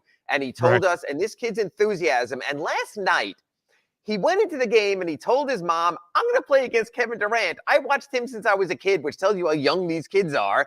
And that Jamal Kane was 8 years old when Kevin Durant broke into the NBA, and he talked about the thrill of the moment. And that's what you like to see, a kid who really appreciates the opportunity he's getting. There'll always be a place for those kind of players, whether it's the Heat, the Sioux Falls Skyforce. They keep an eye on them. They turn them into something. So I think that was really impressive last night also. All right, so what happens? What's your gut tell you with Jamal Kane?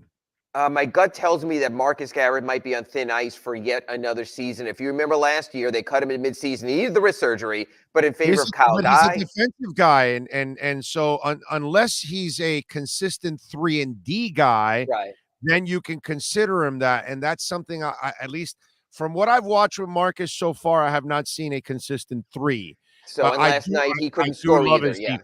I do love his defense. Again, and again, you and I have said this for months, almost years, it's the Breonte Weber, Patrick Beverley. Right. Breonte Weber never added the offense. Patrick Beverley became a really good three-point shooter. That made the difference. Tonight here in Memphis, the Heat are going to sit most of their regulars. Jimmy Butler's not even with the team. I think he's at a coffee convention. So instead, Bam and Kyle will also sit, but Darius Days will get big minutes. He's the guy who's with the Spurs Summer League team. You remember Big O in Vegas. They signed him at the last minute.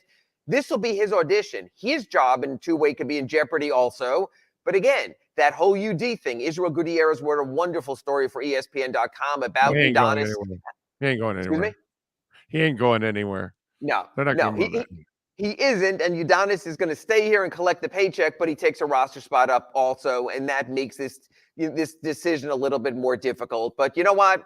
The Heat will find a way. They're not going to let talent go, I don't think. Yeah, Marcus Garrett, one of 8, 0 of 3 from 3-point range. Yeah, and yeah, exactly. And there's you can see usage for the other. Like, look, Highsmith did not have a good offensive game, but you've watched him, and so have I. You love his maturity, you love his body because you figure, oh man, they're kind of hurting at power forward. Well, guess what? His body's better than actually Caleb's or Jimmy to be at 4. He's thicker than both those guys, actually. And one of the things that I like about that kid is I love Highsmith's maturity. And that's another thing that looks like he will be able to handle more responsibility and be more of a role player. But if you can get a Kane who comes in, I'm looking at this, and he's, playing the way he is, now all of a sudden and he adds a little size, right? Isn't he like 6'8" or 6'9"? Yeah, he's about 6'7", swing forward, so he can play forward, he can play shooting guard. He gives you the option for multiple positions. You can see what he's capable of. Keep an eye on him. He should even get minutes on the back-to-back tonight. They have 2 more games next week at home, so you'll see a little bit more than a week before they have to make the final cut down. Hey, yet another Miami Heat diamond in the rough. One more thing before I let you go. Pro Basketball Talk, your partner in crime on Wednesdays here on the RedRecover.com Inside the Paint Show. On Pro Basketball Talk, it mentioned about our boy from the Suns, and it's Miami and Milwaukee actually interested in him. So what are you hearing there? Is this something for down the line? The trade there is this. The one that's being talked about is... Talk about Jay Crowder, by the way, folks. Jay Crowder and Malik Beasley from the Suns going to the Heat for Duncan Robinson and a first-round draft choice. And the whole point here is, if you give up your draft capital, you'd be left with 1 tradable first-round pick. Now, the Heat doesn't do anything with the first-round I like that picks. trade. I like that trade. Oh, you like it for the Heat? Yes. I like it for the Heat. But for the but you got me excited. The Heat, if they give up their draft capital, I say do it for the reasons you and I spoke about at the top of this accurate Pembroke Pines report. With Kyle 36, with Jimmy 33, with Dwayne Dedmon 33, with Victor Oladipo 30. Give them something now also. You could still have Tyler for the future and Bam for the future, maybe Jamal Kane, Gabe Vincent, Max Strus, so you have 1 fewer pick, but you also get to live in the moment also. The Heat would instantly upgrade. God bless Caleb Martin. But you know what, Big O? If you don't have to start Caleb Martin, you have the jack of all trades off the bench. He can guard the point guard like he guarded Trae Young in the playoffs last year. He can guard the small forward. He can guard the shooting guard. He can be a backup power forward. I like that deal. It's a matter of how far the Heat willing to go to give up an unprotected first-round pick in 27 or 29. Look, that's going to be after the Pat Riley era, so it might be different. But you know what? I'm with you. Screw the future. Live in the moment when you have Jimmy Butler. Give Jimmy his best chance. And this unprotected crap in their case, come on, bro. When are they into? They're rarely in the damn top the Michael 10. Beasley year, and that's it. As long as Stephon Losme, Blake Ahern, and Casip Powell aren't on the roster, the Heat aren't tanking. I agree, Big O. You're not Orlando or Charlotte or one of these teams that, you got to watch out and keep my pick protected. You're the Heat. Right. Even the Lakers know they go to crap after their stars leave. Even the Lakers are careful about giving up their 2 future picks. They saw what happened when Shaq left. They saw what happened when Kobe left. They've seen before. They have gone to the bottom. So that's why I think people would prefer the Lakers picks, because they can be craptastic. The Heat rarely are. No. The Heat can coach up Scrubberinis to a 500 record, bro, and almost get them into the playoffs. And Riley are there. Yes, I agree. Yeah. It's crazy. All right, follow him on Twitter at Ira Heatbeat. What are you working on the Sun Sentinel so folks can check you out, my friend? 2 stories right now. I just had a really fun tongue-in-cheek story on Nikola Jovic trying to get his high school diploma. His mom saying, you got to go to college, young man. Also, for people who don't know, in Europe, high school can last till you're 19 or 20. It's a different program there. College can be more trade school. He's a smart kid. He'll be fine. He'll make mama happy. And then my story just on Jamal Kane and what he's done and how he was in awe of Kevin Durant. He went up to him. He told Kevin Durant, I'm in awe of you. Kevin Durant patted him on the chest and said, keep working, kid. And then instead of being starstruck, he made the most of his moment. So I have stories on those 2 guys. In Sunday Sun Sentinel, I'm going to talk about why the Tyler Hero deal is not that bad for the Heat and why, while it closes 1 trade window, it will open another. There you go. Ira, as always, have a fantastic weekend, my friend. We'll catch up next week. Thank you. Got up at the ass crack of dawn to get to Memphis just for the Big O Show and the accurate Pembroke Pines report. Thank you, Big O. Thank you, my friend. Appreciate you. There you go. That is Ira Winderman. You got all the Heat knowledge dropped there. You've been listening to the Acura of Pembroke Pines Miami Heat and NBA report with Ira Winderman. When you're looking for award-winning service and great deals from the #1 volume Acura sales dealership in the Southeast United States, you go to Craig's Inn Acura of Pembroke Pines at 15601 Pines Boulevard in Pembroke Pines. Do you remember, Sean, when we were in Vegas, those last days of like, hey, who the hell's this Kane guy? You remember that? Yeah, because I think he was kept back because of COVID. Yes. And wherever they were at the last bit. Oh.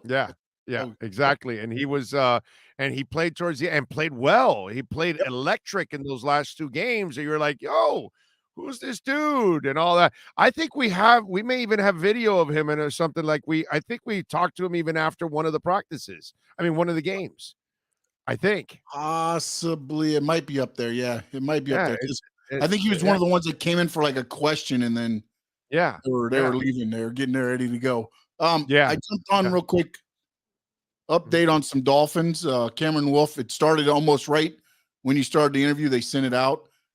Tyreek Hill, Jalen Waddle, Xavier Howard, all out at Dolphins practice today ahead of Sunday's game. So Tyreek, Xavier, and who? Jalen Waddle. Okay, I wasn't worried about 2 of the 3. I'm only worried about X. X was out there, huh? Yeah, and then also Mike Cunha from CBS 4 says Xavier Howard, Keon Cross, and Robert Jones are all back at practice. So he was looking at everybody's kind of looking at different players, but Keon Crossan was also back out there. Just again, doesn't mean that they're playing. I'm just saying they're there because they're not doing much. I mean, they get to see the stretching and everything else. They're not necessarily seeing anything else. So, but I wanted to throw that out there so you had that information. This is stuff that they write and then they sell it to the Jets. And I don't mean that the writers are selling it literally to them. It's that they write it and then the Jets read it or somebody, and then they're at practice. It's a go. That doesn't really mean that. I have a hard time believing that X is going to play with groins. Both of them have healed. Man, I got to tell you. We got a Nature Bee giveaway that we're going to start tomorrow talking about it, okay? And you guys get ready for it. We got a nice little giveaway. You may want to follow Nature Bee on Instagram. That'll be part of it. Big prize we're going to give away. We'll start talking about that tomorrow here on the program. We will talk about it all throughout the month of October. So that'll be awesome. And looking forward to it. Should be fun. These Buffalo fans think that the Dolphins injuries are the same thing as when they played us. To these geniuses remember that Josh Allen was available for that game and Tua isn't for this? Whatever. Sweet baby Ray, maybe Brady was just pushing Giselle to the brink of separation and divorce. He didn't have the balls to tell her goodbye, so he just remained status quo, continuing his career. I don't know. There are reports out there that apparently she's like threatened to leave him several times because of football and all that. And, now if that's the case, I'm on Tom's side. Okay. I'm on Giselle's side only if Tom told her that he was retiring after last year. Like, okay, I did everything, honey. I went to Tampa, won a title. Yada, yada, yada, boom. And then you decided to come back. Then I can understand why she's pissed. But if she's constantly has come at him several times over the years to, quit football, and then I have a problem with that. Because I don't believe that if you love somebody, okay, and, if my wife has a dream to do whatever kind of job, and that's her passion, and it might take away a little bit from certain things. Sacrifices sometimes have to be made because that way your relationship is great and your professional life is also satisfying. What you never want is to stop somebody from achieving their dreams, from enjoying and doing what they love, because while they love you, you want them to also have that other passion too. They're going to resent you if you stop them from enjoying their passion. And so I feel whether you're a husband or a wife, I find it to be absolutely gross negligence in any relationship that you would stop somebody from living their dreams, from doing what they love, because that's that's just not right on every level. It's so selfish. You know, she's done everything she's done in her life. She's been a model. Okay, her time came and went, right? She's a little older now, so she can't be the same model. She chooses to do that. I'm sure if she wanted to keep modeling, then I'm sure Tom is not going to get in the way, right? They met when she was still modeling. I mean, that's kind of the way it should be. So again, we don't know what's going on behind the scenes, dude. Okay? We have zero clue.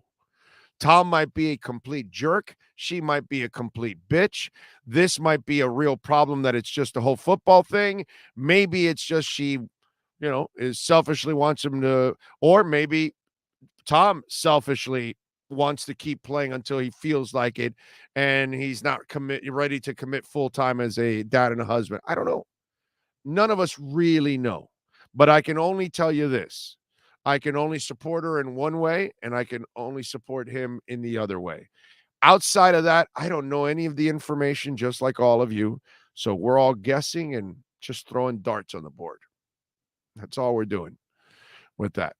The sad part is there's 2 kids involved. I wish that they would figure it out and do what's best for the family. But I'm also against people staying together if they're no longer in love and they're no longer supporting each other either. I don't care how many kids you have. No, being unhappy is not worth anything. Okay? Anything. It's just not worth it. So, kind of the way I look at it. But what are you going to do? Big O, we not only have experts saying Tua should retire, but we have fools, even our fan base, who are saying Tua has ruined the Finns in the NFL. Oh, whatever, bro. But why are we listening? Why are you listening to those people? Brady wants to break George Blanda's 26-year record. It's a new record. Is that what we're doing? Every all right, what's the next old man record? What's the next one? Give it to me. Give it to me. I got to tell Giselle. This is what I got. It's too much. You don't think that Brady wants to hit the 100,000 yard? I don't know what he wants to do. Okay? I don't know what he wants to do. You got 7 titles and you bang Giselle Bündchen all the time. I don't know what more you want. What more? What's there left? You got a fat-ass bank account. You got 7 titles. And you bang Giselle Bündchen every day. Well, apparently not now, but, I can't feel sorry for that man. He's got everything. Life is good for Tom Brady. Life has been really good to Tom Brady. So I don't know what more he needs. I think he's got more than enough already at this point. He's had more than enough for several lifetimes for many people overall. That's what I would tell you. Ho Yoon, thank you for the love on the Venmo, my friend. Appreciate you. Very nice. Thank you. Remember, you can always make a donation through Cash App or Venmo at Cash Big O Show. That's Cash Big O Show. You can also donate Bitcoin on Cash App. Always love that at Cash Big O Show. That's our address, Cash Big O Show, if you want to send a little Bitcoin to us there. Belichick needs to win about 10 games for the next 9 years to break Shula's record. Really? He's that far? I didn't think he was that far. How about that? That's interesting. All right, we thank Ira Winderman, Scott Pianowski, Joe Shad, Manny Navarro, Ira Winderman, and, of course, Sean Stanley, who masters this program every single day, putting it together. Always appreciate his tireless work, as always. But most of all, we got to thank all of you for tuning in, for sending in a message, for supporting our great sponsors like naturebee.com right there. Always appreciate all of you out there. We will see you tomorrow at Walk-Ons in Kendall, okay? 9065 Southwest 167th Street in 62nd Avenue, in Kendall Drive there. So you get off on the Turnpike in Kendall Drive and you go west, and you'll be there in a couple minutes. So join us out there. We'll be starting the broadcast at 2:00. Kickoff is at 4. UM and UNC. We'll have the post-game show. They have amazing food. Come on out and join us, man, out at Walk-Ons in Kendall. And then Sunday we'll be back for our Dolphins pre- and post-game show. We'll get you ready at 11 a.m. for that 1 p.m. kickoff. We'll watch the Dolphins and Teddy Bridgewater kick the Jets' ass. And then, of course, we'll have the post-game show, a celebratory post-game show, as we'll talk about the Dolphins moving to 4-1 and, of course, getting one game closer to the man coming back and taking over and leading the Dolphins to the playoffs. This year, Inter Miami, the Miami Dolphins, the Miami Heat, and the Florida Panthers are all making the playoffs. That's pretty cool. Sucks that the Marlins aren't going to make the playoffs, but hey, come on. 4 out of 5 is pretty good. So let's enjoy it. Thank you all out there. Chat as always also. Thank you. Appreciate all of you. We will see you tomorrow from Walk-Ons. Same time, same place, same bat channel.